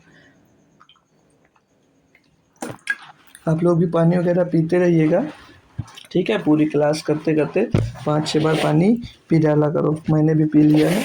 चलो चलते हैं क्वेश्चन पे। क्या कह रहा है कि निर्देश 32-36, प्रश्न संख्या 32 से 36 निम्नलिखित प्रश्न नीचे दिए गए पाई चार्ट पर आधारित है। 7 अलग अलग संस्थानों में कला एवं वाणिज्य पढ़ रहे छात्रों का विवरण दिया गया है। जैसे यहाँ पर क्या दिया है, विविध संस्थान एवं कला पढ़ रहे छात्रों की कुल संख्या, यानी कि विविध संस्थान एवं कला में जो पढ़ रहे हैं स्टूडेंट, उनकी जो संख्या दी गई वो 3800 दी गई है। बाकी फिर इनको अलग-अलग विभागों में मतलब डिवाइड करें, जैसे ए में 15%, बी में 8%, सी में 17%, डी में 21%, ई में 14%, एफ में 13%। अगले में फिर दूसरी जो ग्राफ दिया गया है, इसमें क्या गया है, चार्ट दिया गया है, वाणिज्य पढ़ रहे छात्रों की कुल संख्या 4200 दी गई है। इसमें कुल संख्या 3800 है, इसमें कुल संख्या कितनी दी गई है, 4200 दी गई है। बस इतना याद रखना और क्वेश्चन मैं आपको करवाता चलूंगा।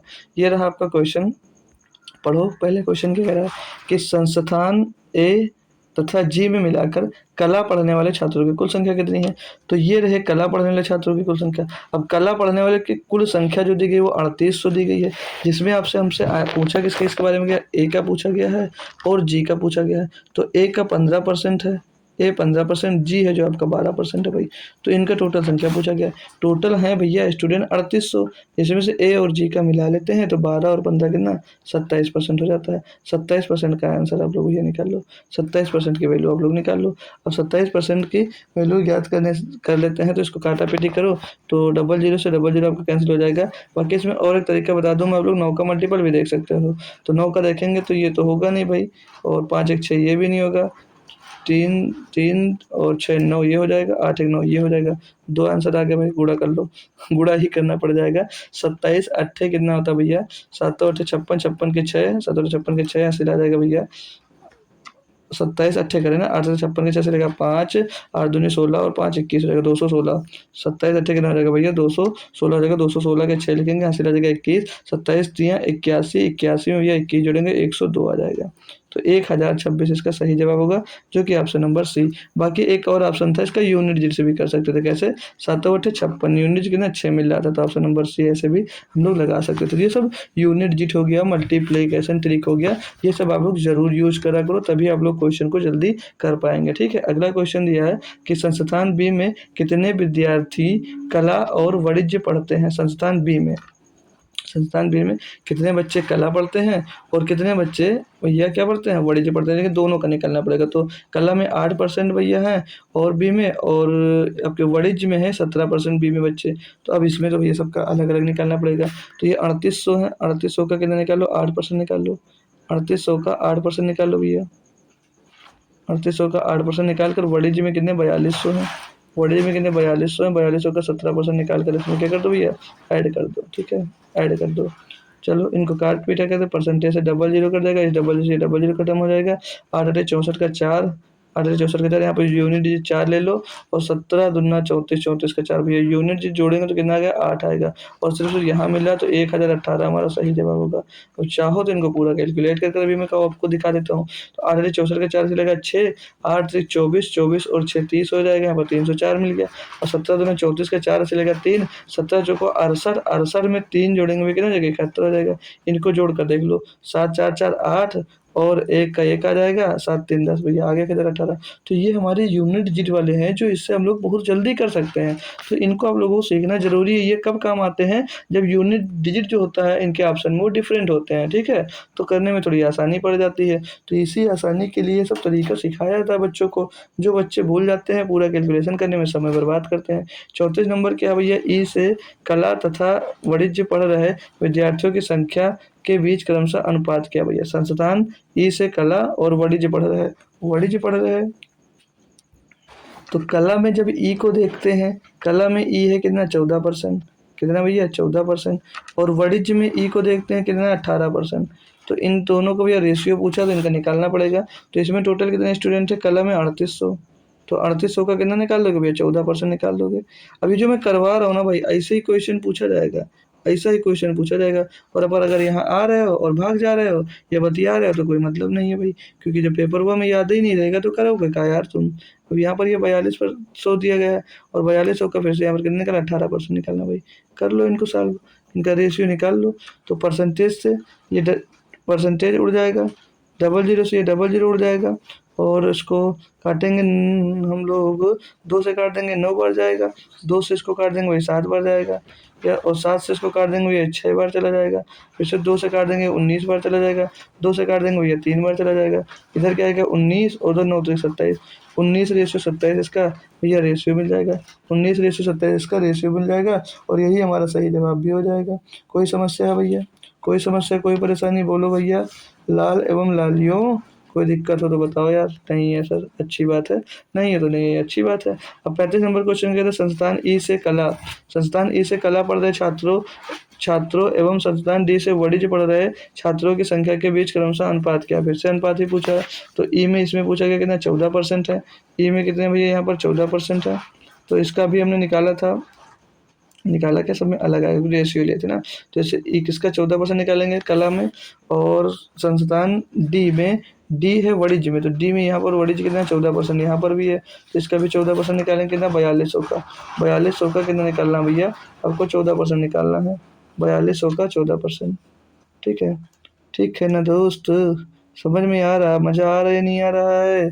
बोला करो। परसेंटेज से परसेंटेज क्या, सीधे 14 से 14 ही उड़ा दो यार। 14 से 14 उड़ा दो, डबल जीरो से डबल जीरो उड़ा दो, 2 से काटेंगे 19 बार, 2 से काटेंगे 21 बार, 19:21 अब की बार आंसर होगा। अब की बार, अगली बार 19-20 हुआ था, अब की बार 19-21 हो गया। क्यों भाई? 19-20 का फर्क आ रहा है?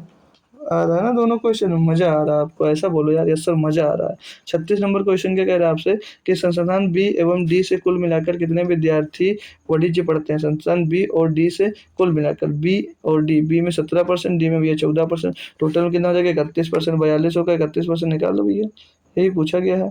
यही पूछा गया, तो बहुत ही सिंपल है।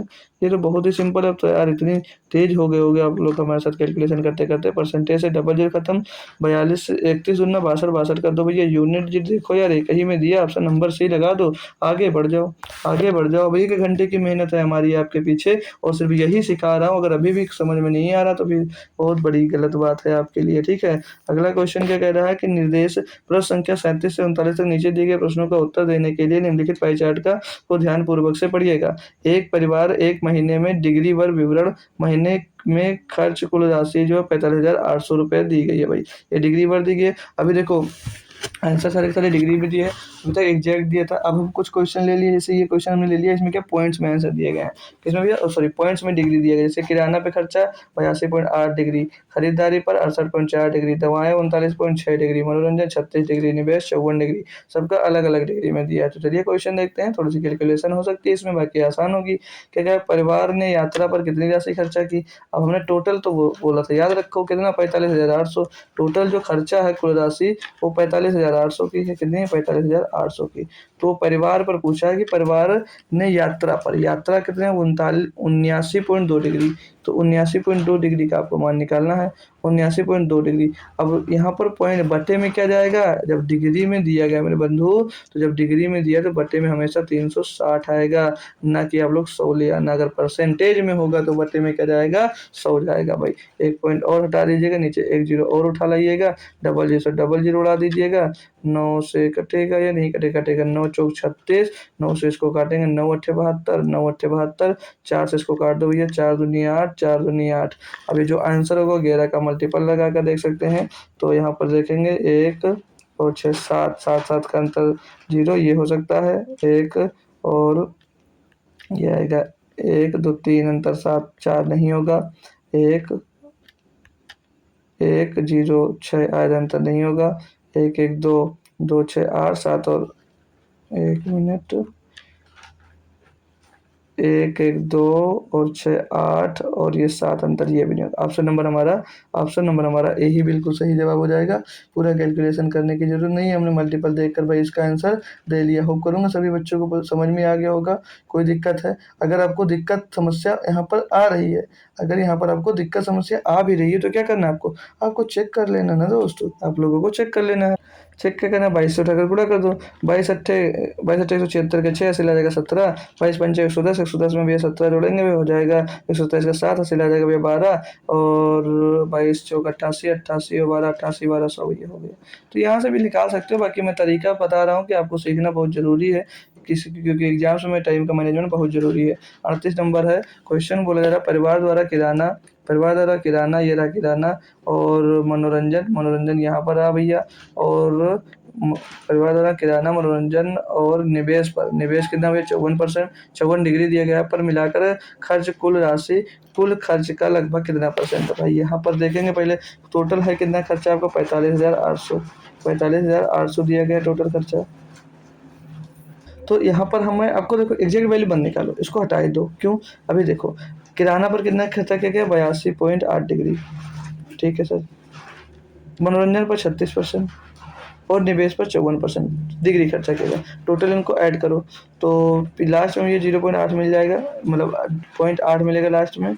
और इसको जोड़ेंगे 6 4 10 10 2 12 12 को 2 से ला जाएगा 1 और 8 1 9 3 12 5 17 172.8 डिग्री इन तीनों पर मिलाकर खर्चा क्यों नहीं खर्चा किया?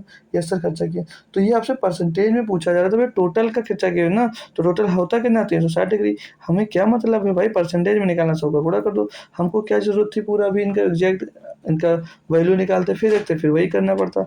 पॉइंट हटा दो, नीचे भैया डबल जीरो ले आओ, डबल जीरो से डबल जीरो को उड़ा दीजिएगा। 36 से डायरेक्ट कट भी सकता है लेकिन इतना बड़ा याद नहीं है, तो पहले काट लो इसको 9 से, तो 7 1 8 2 10 18 9 से कट जाएगा, 9 चौक 36, 9 से इसको काटेंगे भैया जब, तो 9 1 9 बचेगा 8 को 82, 9 9 81, 9 9 81 और 9 1 9 दूनी 18, 4 से काट देंगे भैया, 4 चौक 16 और 3 बचेगा 32, 4 बट्टे 32, 48% आपका जवाब हो जाएगा ऑप्शन नंबर बी।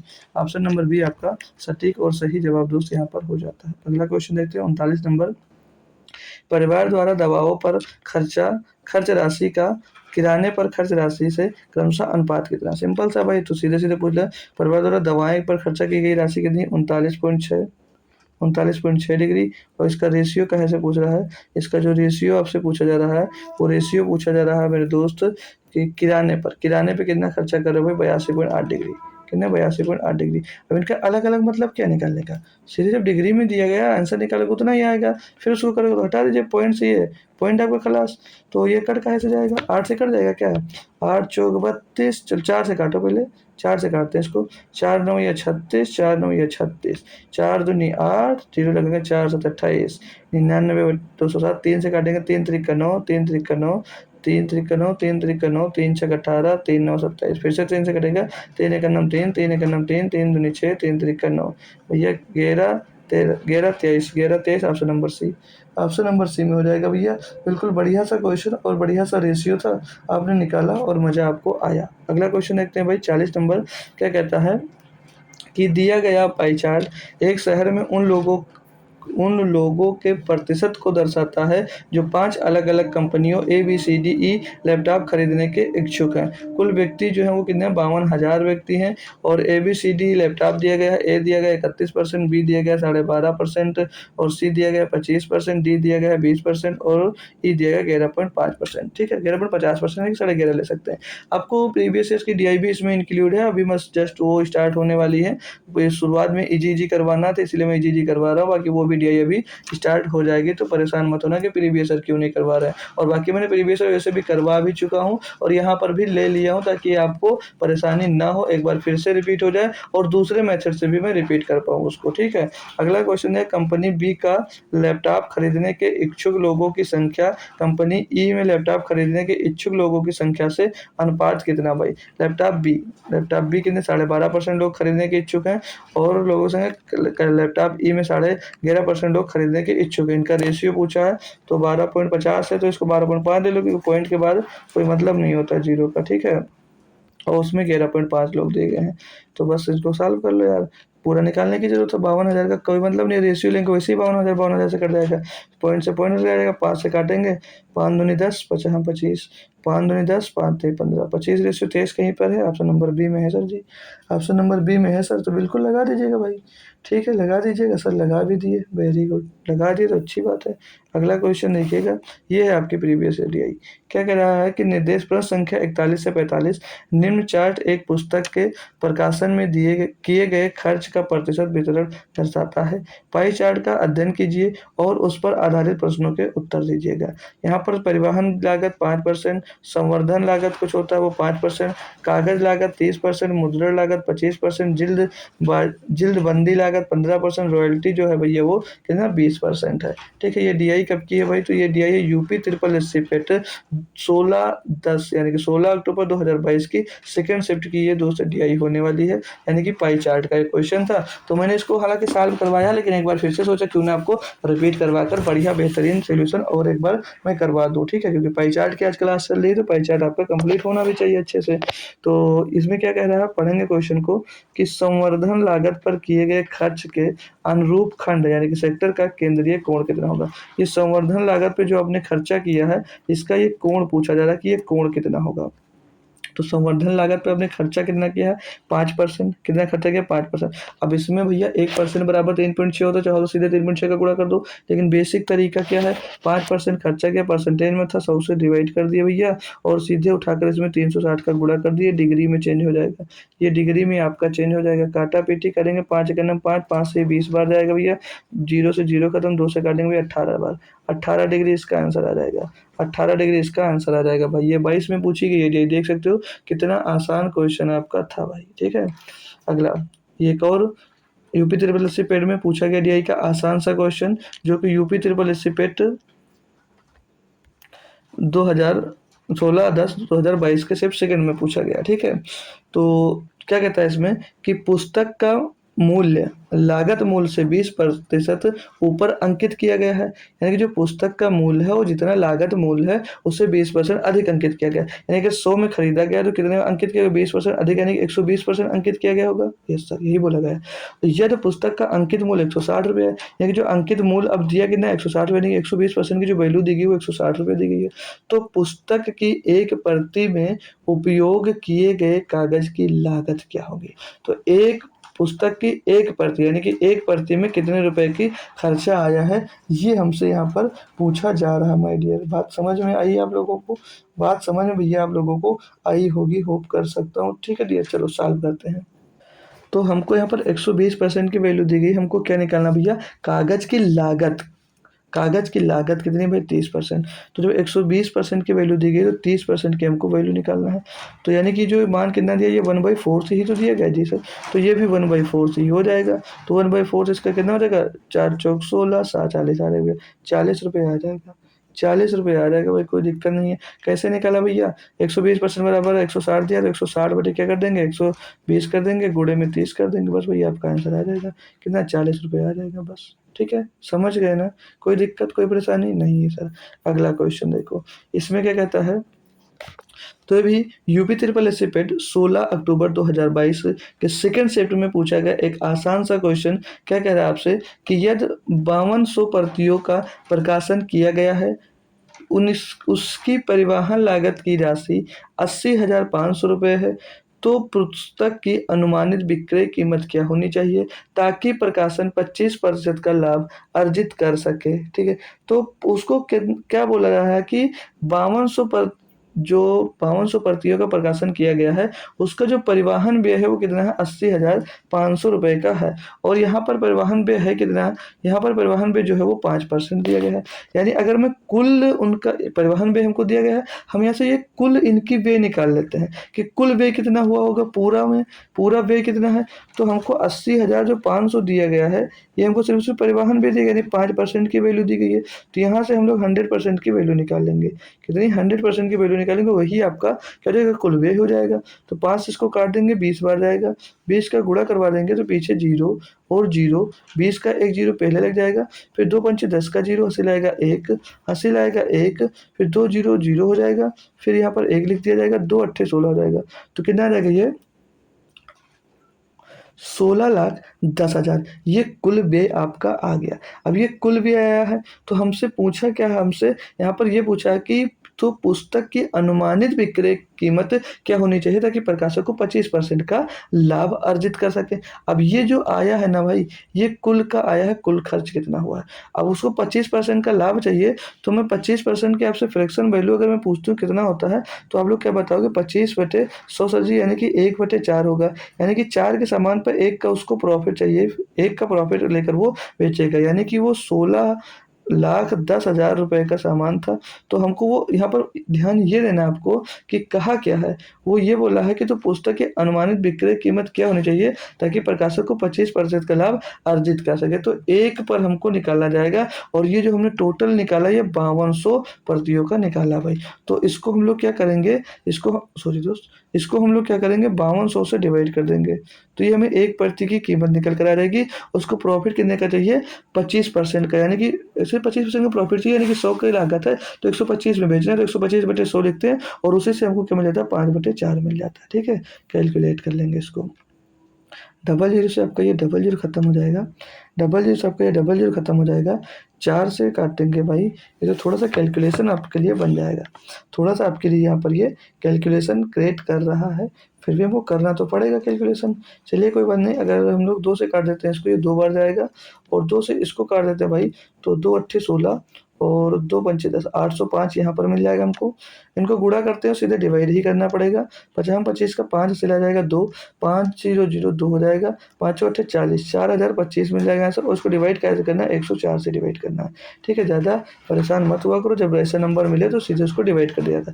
तो 104 से 4 बार जाएगा नहीं, लगभग 3 बार जाएगा। तो 3 के टर्म में आंसर हो भी कौन सा था, सभी दिए गए हैं। तो 3 चौक 12 का 2 हासिल आएगा 1, 3,0,0 तो 3 हो जाएगा, 3 एक नम 3 हो जाएगा, घटाएंगे भैया 0 और यहाँ पर 9 9 में 1 जाएगा, तो नहीं 10 में 1 जाएगा, 9 बच जाएगा। यहाँ पर कितना बचेगा 90, यहाँ पर हो जाएगा फिर से आपके पास 5। अब ये कितनी बार जा रहा है, तो ये लगभग 104, 8 बार, 9 बार जाएगा नहीं 8 बार जाएगा। तो 38 के टर्म में भैया ये अब ये 2 आंसर तो नहीं हो सकता, या तो आंसर ये होगा या तो आंसर अब ये होगा। तो 8 बार करते हैं इसको, 8 चौक 32 का 2 हासिल आएगा 3, 8 0 0 3, 8 एक नम 8 हो जाएगा, 8 एक नम 8 हो जाएगा। इनको घटाते हैं भैया थोड़ा यहाँ पर, तो पीछे 3 बच जाएगा, 3 बचेगा भैया, यहाँ पर हो जाएगा 10, 10 में 3 जाएगा 7, 73 बचेगा, 73 बचेगा भाई, 73 एक तो भाई पॉइंट में आ जाएगा। ओ देखो यहाँ पर 16,100,000, 16,10,000 था ना, मैंने 3 जीरो कर दिया सिर्फ, तो 1 जीरो यहाँ पर आ जाएगा, बढ़ जाएगा, या ये जीरो यहाँ पर फिर से बढ़ जाएगा। ठीक है, तो यहाँ पर 730 बच जाएगा। अब कितनी बार जाएगा, तो 7 बार तो ये जा नहीं सकता, 7 बार ये जा नहीं सकता, ये लगभग अब 5 बार जाएगा। तो 385 के टर्म में ऑप्शन नंबर डी में दिया गया है, ना कि ए में, क्योंकि वहाँ पर 87 दिया, 1 जीरो मैंने भूल गया था वो लगा दिया बाद में। तो 385.5 इसका क्या हो जाएगा, सही जवाब हो जाएगा भैया। 385 रुपया, एक प्रति में 25% अगर प्रॉफिट चाहिए तो 385 रुपया 50 पैसे में उसको क्या करना होगा, बेचना होगा। ये थी कैलकुलेटिव डीआई। ठीक है, तो ऐसे कुछ डीआई मिलेंगे जिसमें आपको कैलकुलेशन करना पड़ेगा। बाकी जो हम लोग पीछे से मेथड सीखते आ रहे हैं, सेम मेथड वही यहाँ पर भी फॉलो होने वाले हैं। ठीक है, अगला क्वेश्चन देखते हैं। पूछा जाए पुस्तक की रॉयल्टी और मुद्रण लागत से कितने प्रतिशत कम है। जो पुस्तक की रॉयल्टी है, रॉयल्टी कितनी 20% है, और ये मुद्रण लागत से कितने प्रतिशत कम है भाई। तो वो 20% है और ये 25% है, तो 20% से वो कितना कम है, तो दिख रहा है भाई, ये 20% आपका पुस्तक की रॉयल्टी है, मुद्रण लागत 25% है, तो कितना कम है, 5 कम है भाई। किससे कम है सर, 25 से कम है। गुणे में सर 100 हो जाएगा, 5 एक नम 5, 50 25, 5 इसको काट देंगे 20%, कितना कम है सर जी 20%, कितना कम है सर जी 20%। अभी देखो अगला क्वेश्चन, इतना कैलकुलेशन, ये वाला बिल्कुल भी कुछ नहीं।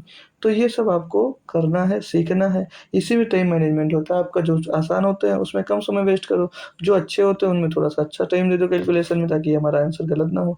45 नंबर क्वेश्चन क्या कहता है, यदि पुस्तक की एक निश्चित मात्रा के लिए प्रकाशक को 20,600 मुद्रण लागत के रूप में देना होता है, यानी कि जो मुद्रण लागत है, मुद्रण लागत को कितना 20,600 रुपये देना होता है। तो इन पुस्तक के लिए रॉयल्टी की कितनी रकम देनी होगी, तो रॉयल्टी की कितनी रकम देनी होगी, यानी जो 20,600 रुपया है वो काहे का है, वो आपका मुद्रण लागत है, तो यानी कि 25% की वैल्यू है। तो आपसे 20% की वैल्यू आपसे पूछी जा रही है, 20% की वैल्यू क्या होगी भाई। अब ये तो हमने इतना सीख लिया भाई कि हमको दिक्कत ही नहीं हो रही होगी, है ना भाई। 20 है 4 बार जाएगा, ये 5 बार जाएगा, 5 से काटेंगे, 5 से इसको काट देंगे, 5 चौक 20, 5 एक नम 5, 5 दूनी 10, 4120, 4 का गुणा करवा दीजिएगा भाई, 4 0 0, 4 दूनी 8, लास्ट में 80 भैया एक ही में मिल रहा है, 16,480, इसका सही जवाब यही हो जाएगा।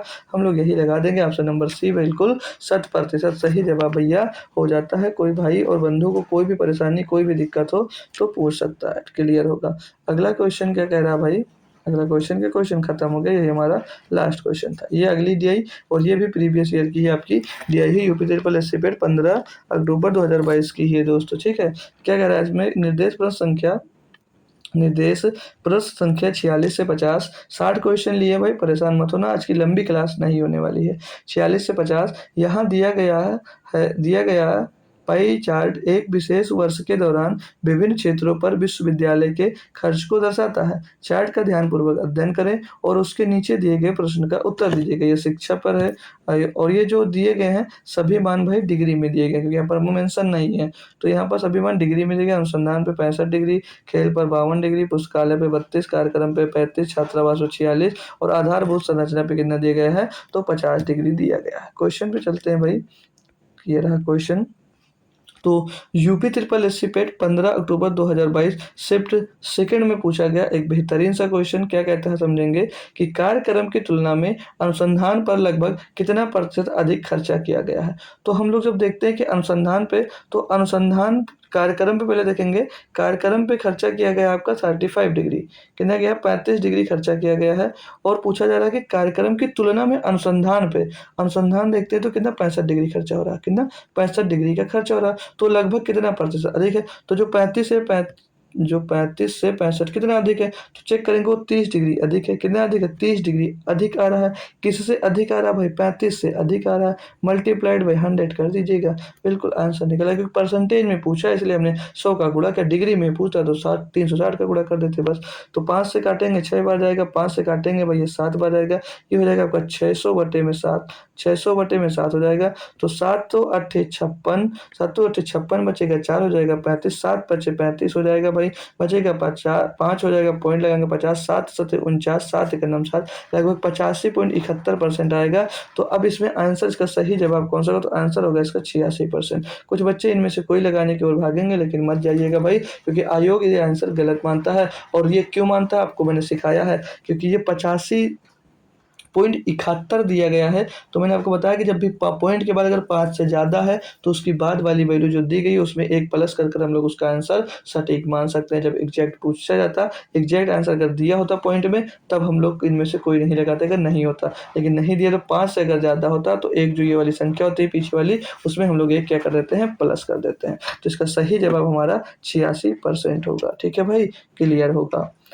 अगला क्वेश्चन एक और बेहतरीन सा क्वेश्चन है भाई, यूपी ट्रिपल एससी पेट 15 अक्टूबर 2022 शिफ्ट सेकंड में पूछा गया। क्या कहता है कि छात्रावास पर कुल खर्च का लगभग कितना प्रतिशत खर्च किया गया है। जो छात्रावास पे आपने खर्चा किया है वो कितना है, 46%, 46 डिग्री है, 46 डिग्री है। ये कुल खर्च का कितना प्रतिशत है, कुल खर्च का कितना परसेंट। तो जो 46 डिग्री है भाई, ये कुल खर्च का, तो 46 डिग्री सिर्फ छात्रावास पे, और टोटल जो खर्चा हो रहा है वो 360 डिग्री हो रहा है। परसेंटेज में पूछा भाई, 100 का हम लोग यहाँ पर क्या मल्टीप्लाई कर देंगे, बस काटा पीटी करना है। 0 से 0 कर दीजिए, 2 से काटेंगे 23 बार जाएगा, 2 से काटेंगे भाई 18 बार जाएगा, 2 से काटेंगे 9 बार जाएगा, 2 से काटेंगे 5 बार जाएगा, 23 पच्चे 115 हो जाएगा, बटे में 9 आ जाएगा, 9 से डिवाइड करेंगे 9 1 9 हो जाएगा, 2 बचेगा 25, 9 दूनी 18, 7 बचेगा पॉइंट 70, 9 7 63, 7 बचेगा फिर से 70, 9 7 63, लगभग 12.77% आ रहा है,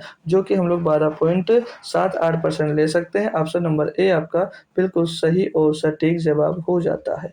डीआई का ये भी दूसरा क्वेश्चन हमने कंप्लीट कर लिया। अगला क्वेश्चन क्या कहता है, इसको भी समझेंगे भाई। क्या कह रहा है कि यदि वर्ष के दौरान, किस वर्ष के दौरान है भाई, सिर्फ सिर्फ वर्ष लिखा है ना।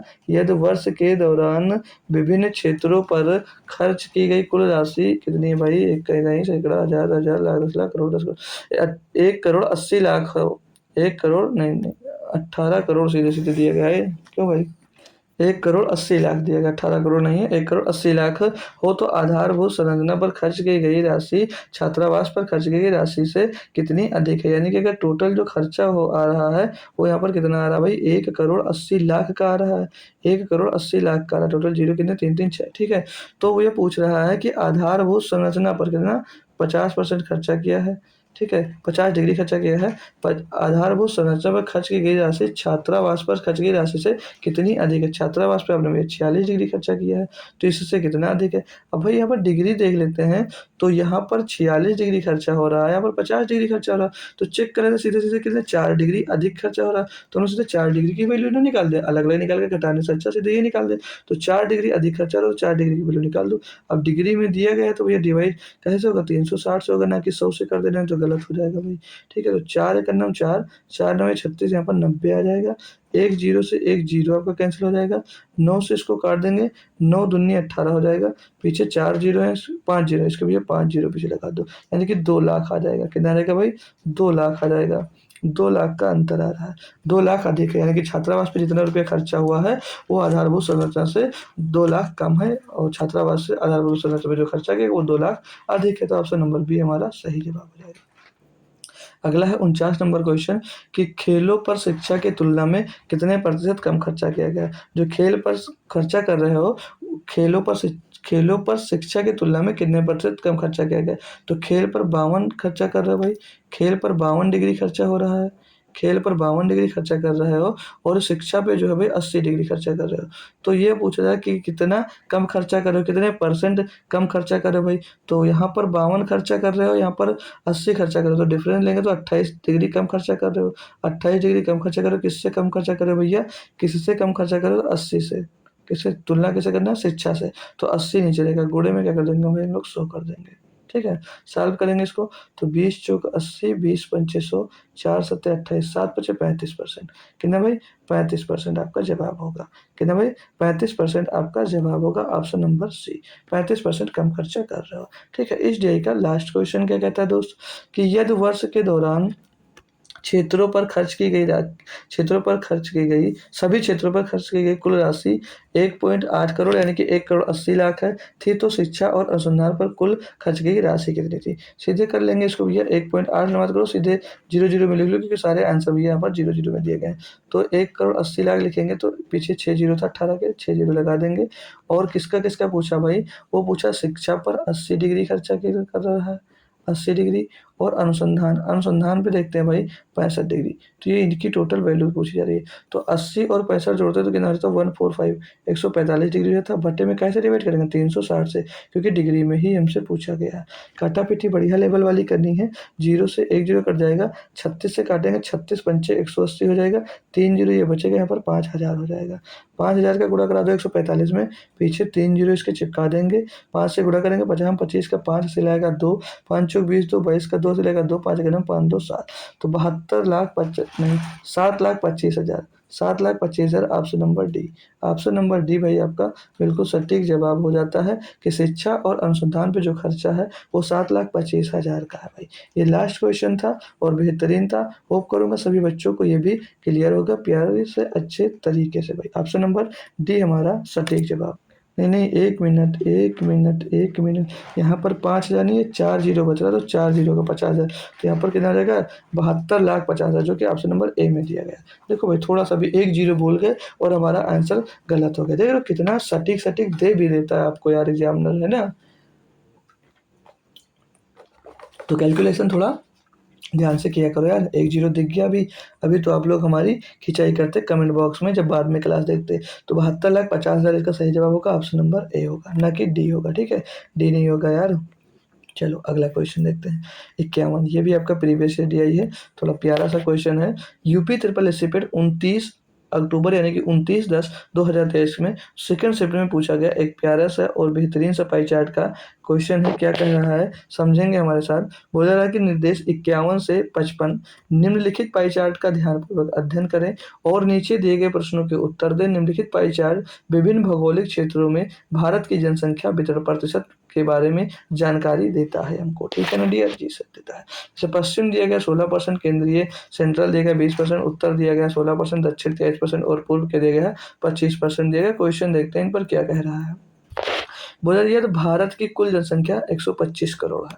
अब भारत की कुल जनसंख्या कितनी है? 125 करोड़ है। अब ये मत बताना कि इस समय 140 करोड़ है यार, ठीक है। तो क्वेश्चन में 125 करोड़ है, तो दक्षिण क्षेत्र और पश्चिम क्षेत्र की जनसंख्या की अनुमानित योग करोड़ों में कितना होगा? टोटल जो जनसंख्या वो कितनी है? 125 करोड़ है। तो आपसे पूछा जा रहा है कि दक्षिण, ये रहा दक्षिण, और पश्चिम ये रहा पश्चिम, ये टोटल जनसंख्या कितनी है ये पूछा जा रहा है। तो 16 और ये 16 है, वो 23% है। टोटल जोड़ देंगे कितना रहेगा? 39%। तो 125 करोड़ का कितना निकाल दो? 39%। 39% निकाल दो बस भैया, हो जाएगा आपका आंसर। तो 25 से काट दीजिए तो 5 बार आएगा, 25 से काट देंगे 4 बार आएगा।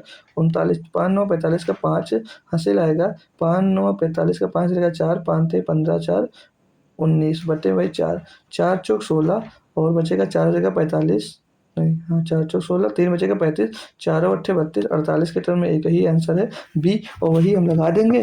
पूरा आगे पूरा पूरा कैलकुलेशन करने में हम लोग नहीं पढ़ने वाले हैं। बोलो स्वाहा। हो गया ना भाई, हो क्वेश्चन 51 नंबर 52 नंबर, बस 8 क्वेश्चन और बचे भाई, बस क्लास खत्म आपकी।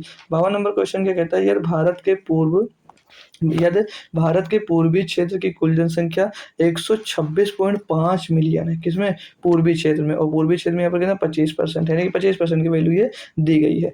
तो भारत के उत्तरी क्षेत्र में कुल जनसंख्या लगभग कितनी थी? उत्तरी क्षेत्र ये, और फिर 16 डिग्री की वैल्यू पूछी जा रही है। बहुत आसानी से कर सकते हैं, हमने आपको सिखा दिया। अब आपको जो 126.5 दिया गया मिलियन, ये किसकी वैल्यू दी गई है भैया? पूर्वी क्षेत्र, पूर्वी यानी कि ईस्ट कितना भाई 25 डिग्री है, 25% है। और आपसे उत्तरी पूछा जाने कि 16 डिग्री का मान, 16% का मान पूछा जा रहा है, बस और कुछ नहीं है। थोड़ा सा कैलकुलेशन है, पॉइंट हटा दो, यहाँ पर नीचे जीरो आप लोग बढ़ा दो, थोड़ा सा आपको इजी पड़ जाएगा सॉल्व करने में, है ना डियर।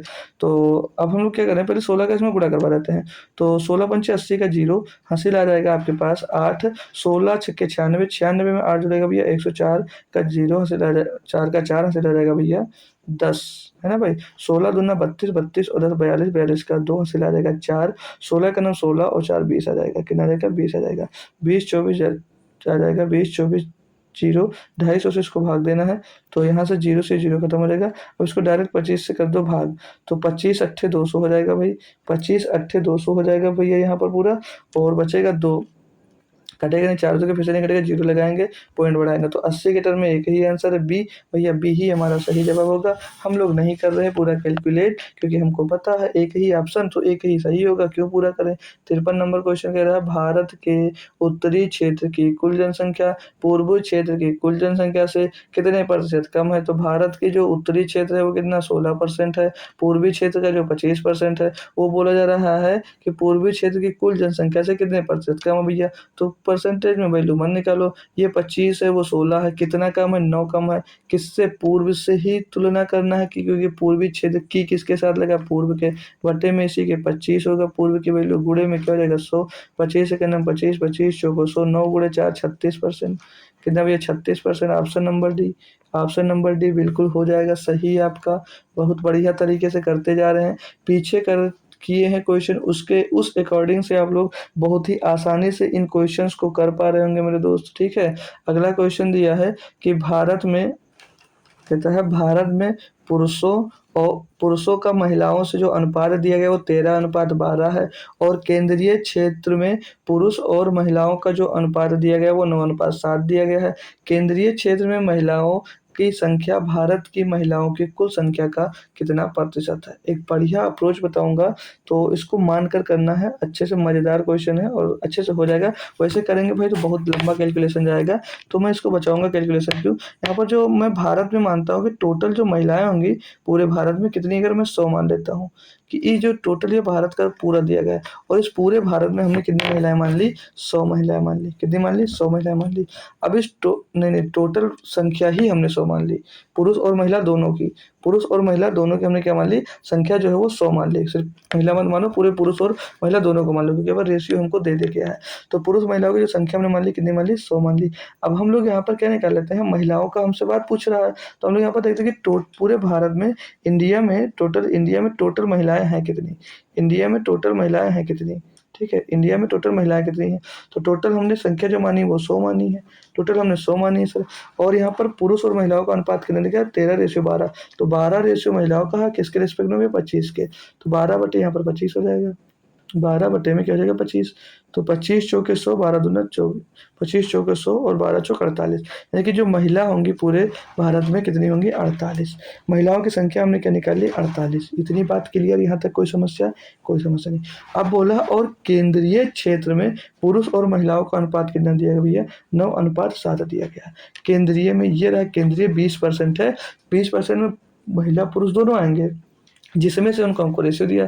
तो हम जब सेंट्रल में देखते हैं, सेंट्रल में टोटल कितना, हमने टोटल जो पुरुष माने हैं वो 100 माने हैं, 100 का 20% तो 20 ही होगा, निकालने की जरूरत नहीं है, 20 ही होगा। अब इसमें हम लोग चेक करते हैं कि इसमें महिलाएं कितनी हैं, फीमेल कितनी है, किसमें? सेंट्रल में, तो टोटल तो 20 आए हैं, 20 है। इनका रेशियो दिया 9:7 का, 9:7 का, यानी महिलाओं का निकालना तो महिलाओं का रेशियो 7 है, तो 7 के रेशियो में क्या है, 9 7 16 16 आ जाएगा। इसको देखेंगे तो यहाँ पर कितनी महिला मिलेंगी, 4 पंचे 20 और 4 चौक 16 भाई, तो 5 से 35/4, 35/4 भैया महिलाएं कहाँ हो जाएंगी आपकी, केंद्रीय क्षेत्र में। केंद्रीय क्षेत्र में ये महिला आपको मिल गई। अब हमने महिला टोटल भी निकाल लिया, केंद्रीय क्षेत्र में भी तो हमने महिला निकाल लिया। हमसे क्वेश्चन में केंद्रीय क्षेत्र में महिलाओं की संख्या भारत की महिलाओं की कुल संख्या का कितना परसेंट है, यानी कि ये जो महिलाएं हैं ये भारत में कुल महिलाओं का कितना परसेंट है, बस तो सीधे सीधे इनको निकाल दीजिएगा। तो 35/4 जो है, 35/4 है, ये 48 का कितना परसेंट है, बस ये पूछा जा रहा है भाई, ये पूछा जा रहा है। सॉल्व कर लो इनको, तो ये 48 जाकर यहाँ पर गुणा हो जाएगा भैया, तो इधर क्या मिलेगा, 35/4 गुणे में 48 और गुणे में भैया 100।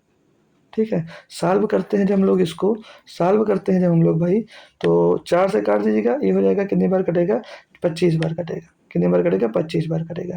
तो इनको अगर हम लोग सॉल्व करने का कुछ तरीका देखते हैं, तो यहाँ पर देख रहे हैं आप लोग, ये 25 मिल रहा है, ऊपर जो मिलेगा आंसर यूनिट जो 25 बचेगा, और नीचे जो 48 मिलेगा, नीचे 48 मिलेगा, और ऊपर जो इकाई का अंक मिलेगा वो 5 मिलेगा। तो थोड़ा चेक करते हैं किसमें मिल सकता है, तो 8 × 64, 64 में 1 जुड़ेगा 65, तो यहाँ पर तो मिल रहा है कि दूसरे ऑप्शन में मिला, अच्छा 36 और 3, 36 और 3 39, यहाँ पर 9 मिल रहा है, ये नहीं हो सकता।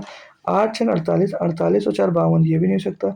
6 दूनी 12 और 1 13, यहाँ पर 3 मिला, ये भी नहीं हो सकता। तो ऑप्शन नंबर ए हम लोग लगा देंगे, इस कैलकुलेशन से बच जाएंगे। तो 25 × 35 करेंगे, फिर 48 से डिवाइड करेंगे, तब भी आपका आंसर ए ही निकल कर आने वाला है। तो पूरा कैलकुलेशन करने की जरूरत आपको कोई नहीं है यहाँ पर, ठीक है।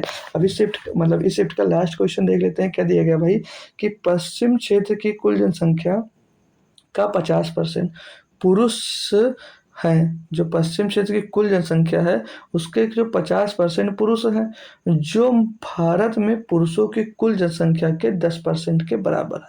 यानी कि वो जितने पुरुष हैं यहाँ पर 50% पुरुष, जो कुल उनकी जनसंख्या है उसमें से 50% पुरुष हैं, और वो जो पूरा भारत है उसके 10% के बराबर दिया गया है। यदि पश्चिम क्षेत्र में महिलाओं की कुल जनसंख्या 50 मिलियन है, अब 50 मिलियन महिलाओं की संख्या, तो भारत में पुरुषों की कुल जनसंख्या कितनी होती है, कितनी है भाई, ये देखो, तो 50% पुरुष हैं, यानी कि 50% महिलाएं भी होंगी, 50% महिलाएं भी होंगी। अगर 50% महिलाएं भी होंगी, जो कि क्या भैया पूरे भारत के 10% पुरुष के बराबर है, और 50% जो 10% है, ये 10% की वैल्यू कितनी यहाँ से दिख रही है आपको, 50 मिलियन दिख रही है, नहीं दिख रही है, कितनी, 50 मिलियन। क्योंकि भैया महिला, अगर पुरुष 50% है तो महिला भी 50% होगी, और ये 10% के बराबर है पूरे भारत में। यानी पूरे भारत के जो पुरुष हैं वो, जैसे मैं अगर डिटेल करता हूँ, 50% महिलाएं हैं, और 50% महिलाएं हैं जो किसके बराबर हैं भैया, 50 मिलियन के बराबर हैं, और यही जो 50% है ये पूरे भारत के 10% पुरुष के बराबर है। तो हमने 10% बराबर कितना लिख दिया, 50 मिलियन, 10% बराबर क्या लिख दिया भैया, 50 मिलियन। अब जो पुरुष हो या महिला हो, या अपने आप में होंगे तो 100% ही, तो भारत में पूरे पुरुषों की जनसंख्या पूछा जा रहा है, यानी 100% की वैल्यू पूछी जा रही है भैया। तो ये कितना भैया, 10 गुना है, तो ये भी कितना हो जाएगा, 10 गुना, यानी कि पूरे भारत में पुरुषों की जनसंख्या कितनी हो जाएगी, 500 मिलियन हो जाएगी। Option number D, option number D आपका 100% भैया सटीक जवाब दोस्त हो जाता है। तो ये भी डी हमारी कंप्लीट हो गई भैया। अब ये 5 क्वेश्चन और हैं, तो ये थोड़ा सा अच्छी डी है, इसमें थोड़ा सा आपको टाइम लग जाएगा। तो लगभग हमने सारे क्वेश्चन कंप्लीट कर लिए, तो 5 क्वेश्चन और है भाई, तो भाग कर मत जाना कोई लोग। और ये DI 2023 की है भैया, इसके लिए कितने बच्चे परेशान रहते हैं ये सब आपको पता होगा, हमें बताने की ज़रूरत कोई नहीं है, क्योंकि बहुत प्यारा दोस्त क्वेश्चन है। इसको पढ़ेंगे एक एक बात को, और फिर क्वेश्चन से हटा कर मैं आपको आज एक बेहतरीन अप्रोच बताऊँगा, वो यूट्यूब पर मिलेगा आपको, लेकिन हो सकता है नहीं मिलेगा जो मैं बताने वाला हूँ, ठीक है। क्या है, पढ़ेंगे क्वेश्चन को पहले धैर्यपूर्वक, फिर समझने की बात को। एक टैंक से 5 इनलेट पाइप ABCDE और 5 आउटलेट पाइप PQRST जुड़े हुए हैं। पहला पाई चार्ट प्रत्येक इनलेट पाइप द्वारा भरे गए टैंक को के प्रतिशत को दर्शाता है जब सभी इनलेट पाइप एक साथ खोले जाते हैं, और दूसरा पाई चार्ट प्रत्येक आउटलेट पाइप द्वारा खाली किए गए टैंक के प्रतिशत को दर्शाता है जब सभी आउटलेट पाइप एक साथ खोले जाते हैं। तो खोले जाते हैं, ठीक है। अब क्या टैंक की जो क्षमता दी गई है, हमको टैंक की क्षमता यहाँ पर 1000 लीटर दी गई है। सभी इनलेट पाइप अगर एक साथ खोले जाते हैं तो टैंक भरने में लगता जो समय लगता है वो 2 मिनट का लगता है, और सभी आउटलेट पाइप अगर एक साथ खोल दिए जाते हैं, टैंक को खाली करने में जो समय लग रहा है 1 मिनट 1.6 मिनट का टाइम लग रहा है भाई। जो इस साइड में है ये आपका जो चार्ट है ये पाइप भरने वाला है, जो इधर चार्ट है ये पाइप खाली करने वाले हैं। तो इनसे भाई ये पाइप टंकी का क्वेश्चन है, हालांकि ये सिलेबस में नहीं था लेकिन 23 में पूछा गया था, तब भी आपको सभी बच्चे लगभग लगभग बच्चे इस क्वेश्चन को नहीं कर पाए थे, लेकिन अब आ जाए तो अब आपको छोड़ना नहीं है। तो हम लोग ये जो हमारी DI है ये किस पर बेस्ड है, ये पाइप एंड सिस्टम पे बेस्ड है, ठीक है। अब पाइप सिस्टम जो बच्चे पढ़े होंगे उनको आता होगा, जो बच्चे पढ़े होंगे उनको आता होगा, बाकी हमने GD पढ़ाया तब पढ़ाया है, और बाकी लगभग आपको NTPC पढ़ाया तब भी पढ़ाया हुआ है। जो नहीं पढ़े उनके लिए क्या है, यानी कि नल और टंकी, ये जो क्वेश्चन है क्या भाई, नल और टंकी, नल एवं टंकी पर ये बेस्ड क्वेश्चन आएंगे इसमें, नल और टंकी। तो इसमें मैं छोटी सी बात बताऊंगा, जो कि उस क्वेश्चन को जो आपने अभी तक पढ़ा होगा वो बहुत लेंदी मेथड है, अब मैं छोटे मेथड में इसको कैसे चेंज कर बताता हूँ। तो पहले तो उसमें जो इनलेट पाइप दिया गया है, तो इनलेट पाइप का मतलब होगा यानी कि वो भर रहा है। इनलेट पाइप का मतलब क्या भैया, वो भर रहा है, यानी कि उसको हम लोग डिनोट कैसे करेंगे, उसको डिनोट करेंगे भैया इनलेट पाइप को प्लस से, इनलेट पाइप को हम लोग प्लस से डिनोट करेंगे, और जो आउटलेट पाइप होगा उसमें, जो आउटलेट पाइप होगा उसको माइनस से डिनोट करेंगे। ये बात याद रखना, क्योंकि प्लस और माइनस क्यों लगा दिया तो ये बात भी आपको पूछना ना पड़े, ये बात बता देंगे। अब मैं छोटा सा एक क्वेश्चन देता हूँ, क्या कहता हूँ आपसे कि एक टंकी को ए जो है भाई वो कितनी देर में 10 घंटे में अगर भरता है, एक टंकी को जो ए है वो 10 घंटे में भरता है, और बी है वही सेम टंकी को भरने में वो 15 घंटे का समय लेता है। कितने घंटे का, 15 घंटे का समय लेता है। तो दोनों मिलकर उस टंकी को कितनी देर में भरेंगे ये हमको निकालना रहता है। तो जब हम लोग यहाँ से क्या करते हैं, हम लोग पूरी टंकी को क्षमता निकालते हैं, टंकी की एफिशिएंसी। तो क्या करते हैं, ऐसा एलसीएम लेते हैं, इनका इनका एलसीएम लेते हैं जो इन दोनों से भैया ऐसी संख्या लेते हैं कि इन दोनों से डिवाइड हो जाए, यानी कि इनका हम लोग क्या लेते हैं, एलसीएम निकालते थे। तो 10 और 15 का एलसीएम जब लेते हैं हो जाता है 30।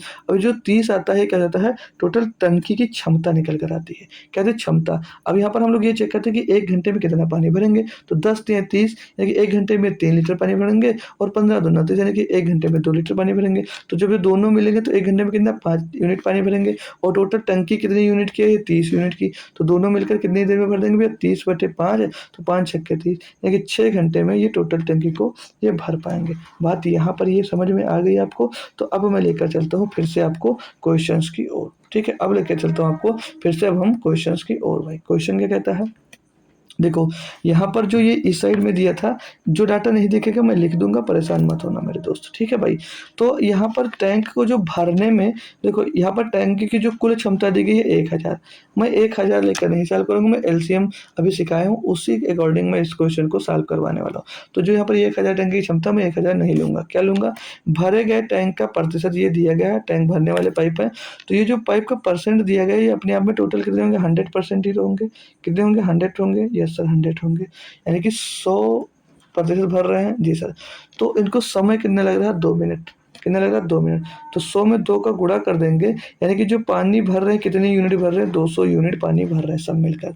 कितने यूनिट पानी भर रहे हैं, तो 200 यूनिट। हमने टंकी की क्षमता कितनी का बना दी, 200 यूनिट की क्षमता बना दी। बात यहाँ तक क्लियर है। 100 भर रहा था, भरा जा रहा था, 2 से हमने गुणा कर दिया, 200 यूनिट यहाँ पर ये पानी भर रहे होंगे। ये खाली करने वाले पाइप है, ये खाली करने वाले पाइप है, ये भी क्या है अपने आप में 100% ही होंगे, 100% जी सर। और ये जब सब साथवे में खोले जाते हैं तो इनको पानी खाली करने में 1.6 मिनट का टाइम लगता है। तो गुणा करेंगे यानी कि कितना आ जाएगा, ये 160 मिनट आ जाएगा, 160 यूनिट आ जाएगा। यानी कि ये 200 यूनिट पानी भरते हैं, सब खोलते हैं एक साथ, और ये 160 यूनिट पानी एक साथ मिलते हैं तो खाली कर देते हैं। बात यहाँ तक क्लियर है। आपको याद क्या रखना है, इसके लिए टोटल क्षमता 200, इसके लिए टोटल क्षमता याद रखनी है आपको 160। बस आते हैं क्वेश्चन पे। क्या है क्वेश्चन, समझना भाई। यदि pipe A B D R और यस को एक साथ खोल दिया जाए तो टैंक को भरने में लगने वाला अनुमानित समय ज्ञात कीजिएगा।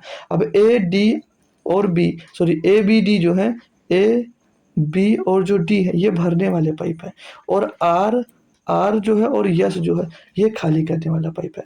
तो ए जो पाइप ए है भाई, वो जो है वो 20% भरता है, और जो बी है वो 15% भरता है, 15% भरता है भाई, और जो पाइप डी है वो 10% भरता है।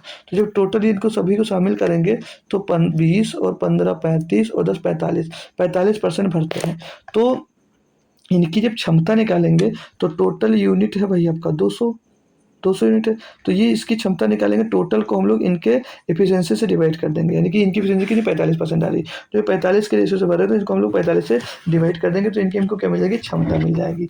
और ये क्षमता मिल जाएगी किसकी, इसकी ए बी और डी को हमने आपस में जोड़ दिया, तो यहाँ से इनकी क्षमता मिल जाएगी। अब इनको डिवाइड करते हैं 5 से, तो 5 चौक 20 40 मिल जाएगा, 5 9 45 मिल जाएगा, 40/9 क्या मिल जाएगा, इनकी क्षमता मिल जाएगी, एफिशिएंसी मिल जाएगी दोस्त इसकी ए बी डी की। ये भरने वाले पाइप है, तो इसको आप लोग प्लस से क्या कर लो, डिनोट कर लो। अब आर और एस क्या थे, खाली करने वाले पाइप से, इनको इससे डिनोट कर दो। तो ये 8% भर रहे हैं और ये 4% भर रहे हैं, टोटल कितना भर रहे हैं भाई, 12%। और टोटल इनकी जो क्षमता है कितनी है टंकी की, 160 को खाली कैसे कर रहे हैं भैया, 12 की क्षमता से।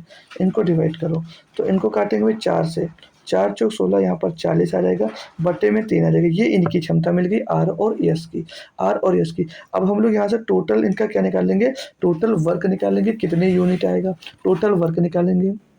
एलसीएम ले लो 40/9 का और 40/3 का, तो एलसीएम जो लिया जाएगा वो हमेशा इसमें से किसका लिया जाएगा, तो ऊपर वाले संख्या का, तो ऊपर 40 नीचे भी 40, यानी कि एलसीएम इनका क्या हो जाएगा भाई, 40 हो जाएगा।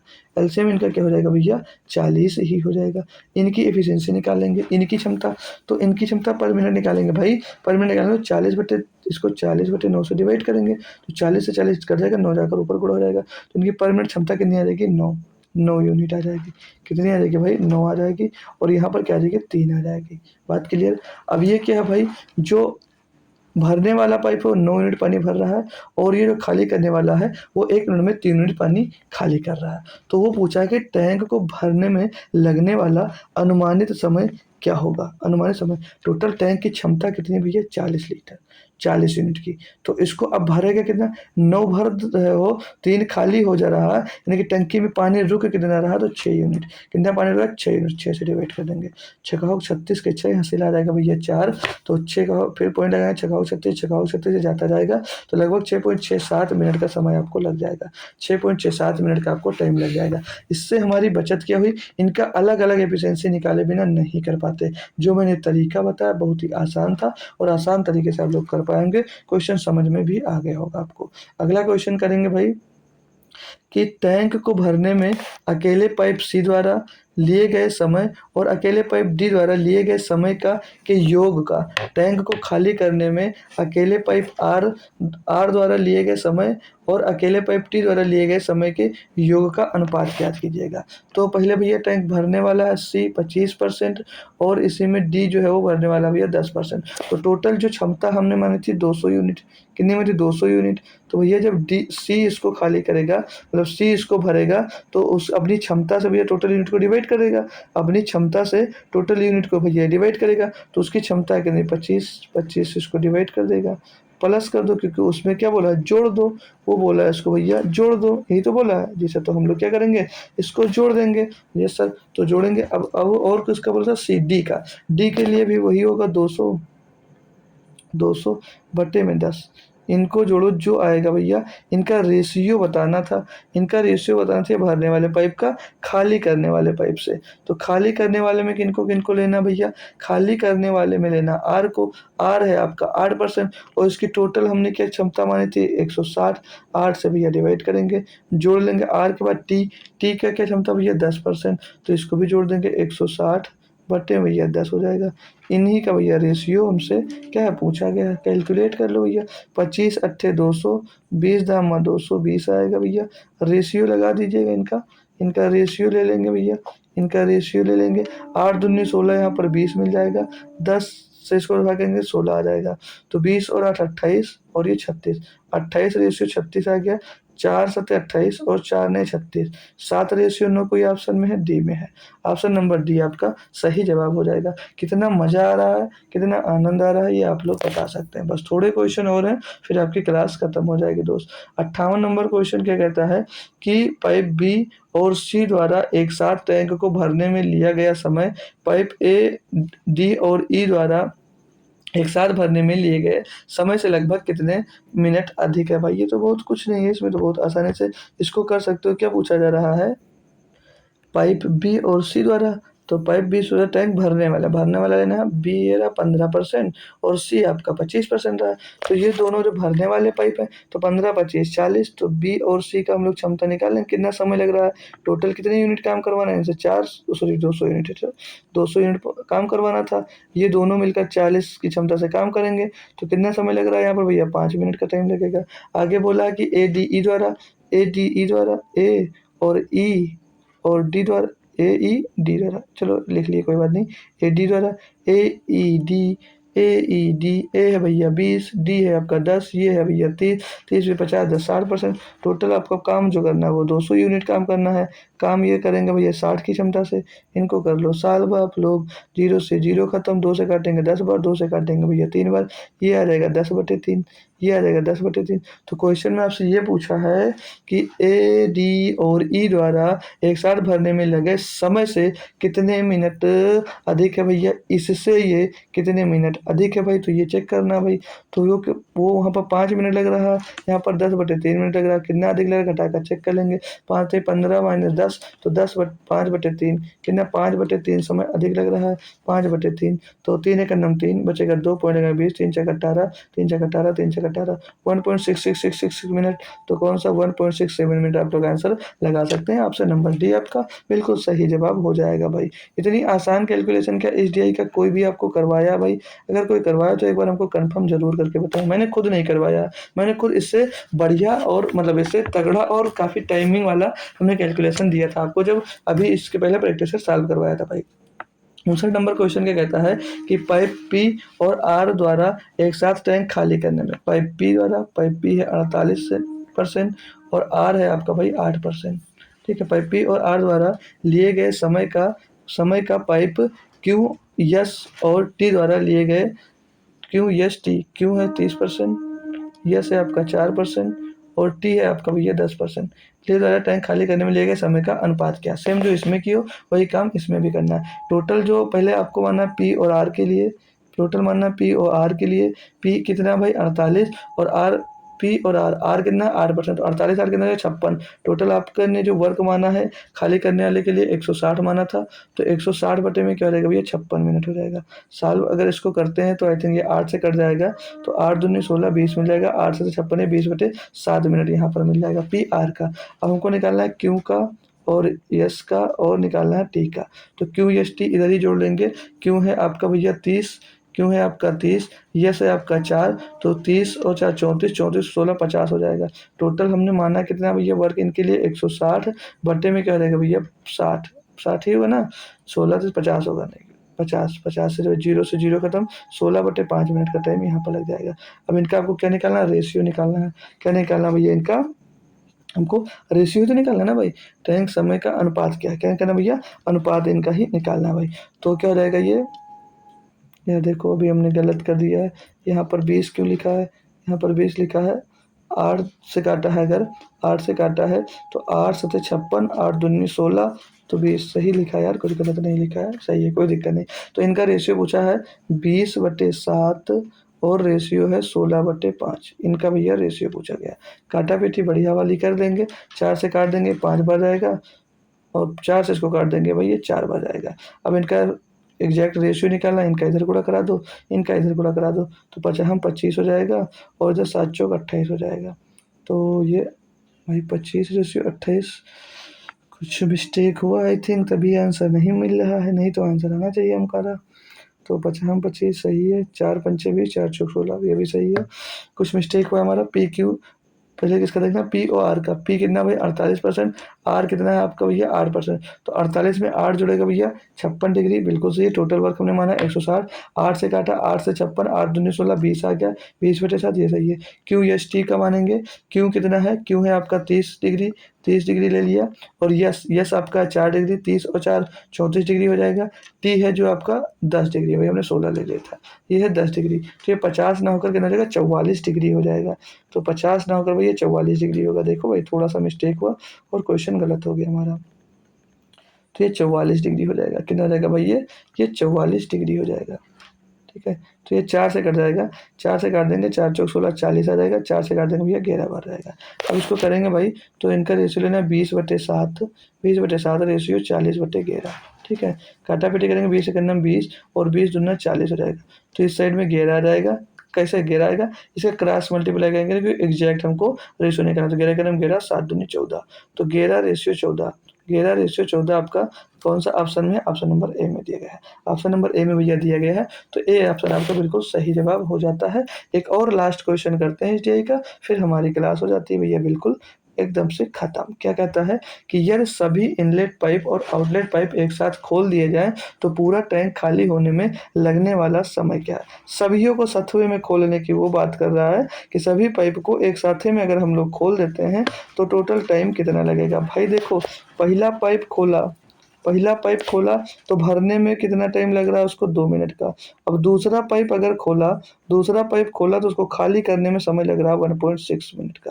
तो इनका आपको क्या कर लो, इनका ले लो भैया, इनको प्लस से डिनोट कर दो क्योंकि भर रहा है, इसको माइनस से डिनोट कर दो क्योंकि खाली कर रहा है। अब टोटल यहीं से निकालो, बहुत आसान हो जाएगा। अब इनकी क्षमता निकालेंगे, टंकी की कितनी है, तो 2 और 1.6 का एलसीएम, 2 और 1.6 का एलसीएम 16 × 85, 2 × 16, 8 ले लेते हैं। कितना आ जाएगा? 8 हो जाएगा सर। कितना आ जाएगा? 8 हो जाएगा, बिल्कुल ले सकते हैं भाई। तो इनका अब इनकी क्षमता निकालेंगे पहले। आउटलेट जो पांचों पाइप हैं इनलेट वाले, तो 2 चौके 8 यानी कि ये 4 भर रहे हैं 1 मिनट में, और 16 बचे से ये 1 मिनट में 5 खाली कर रहे हैं। ये 5 खाली कर रहे हैं, तो ये प्लस का था, ये माइनस का डिनोट कर देंगे। तो यानी कि 1 मिनट में कितना खाली कर रहे हैं? 1 यूनिट पानी खाली कर दे रहे हैं। तो टोटल टंकी खाली कितना करना भैया? टोटल खाली करना 8 यूनिट। 1 मिनट में 1 यूनिट खाली कर रहे हैं, तो समय कितना लगेगा भैया? 8 मिनट का लग जाएगा। कितना समय लगेगा भैया? 8 मिनट का लग जाएगा। ऑप्शन नंबर डी बी आपका बिल्कुल सही जवाब दोस्त हो जाएगा। तो ये भी हमने पाई चार्ट की क्लास बिल्कुल कर ली कंप्लीट। तो आज की क्लास खत्म हो गई है और कल हम करने वाले हैं क्या? कल करेंगे भाई लाइन ग्राफ।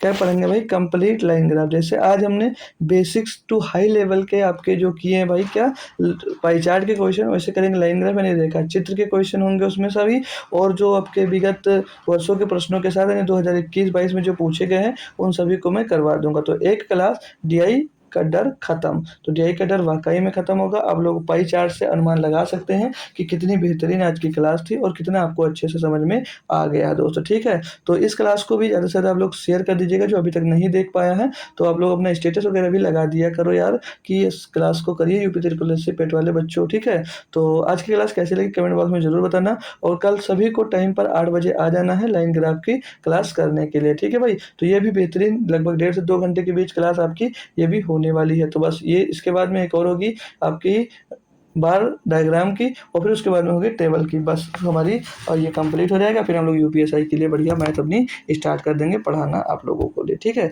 तो आज की क्लास के बारे में सभी बच्चे कमेंट बॉक्स में ज़रूर बताइएगा। फिर मिलते हैं एक नेक्स्ट और बेहतरीन वीडियो में आपके साथ, तब तक के लिए थैंक यू सो मच दोस्तों। जय हिंद, जय भारत।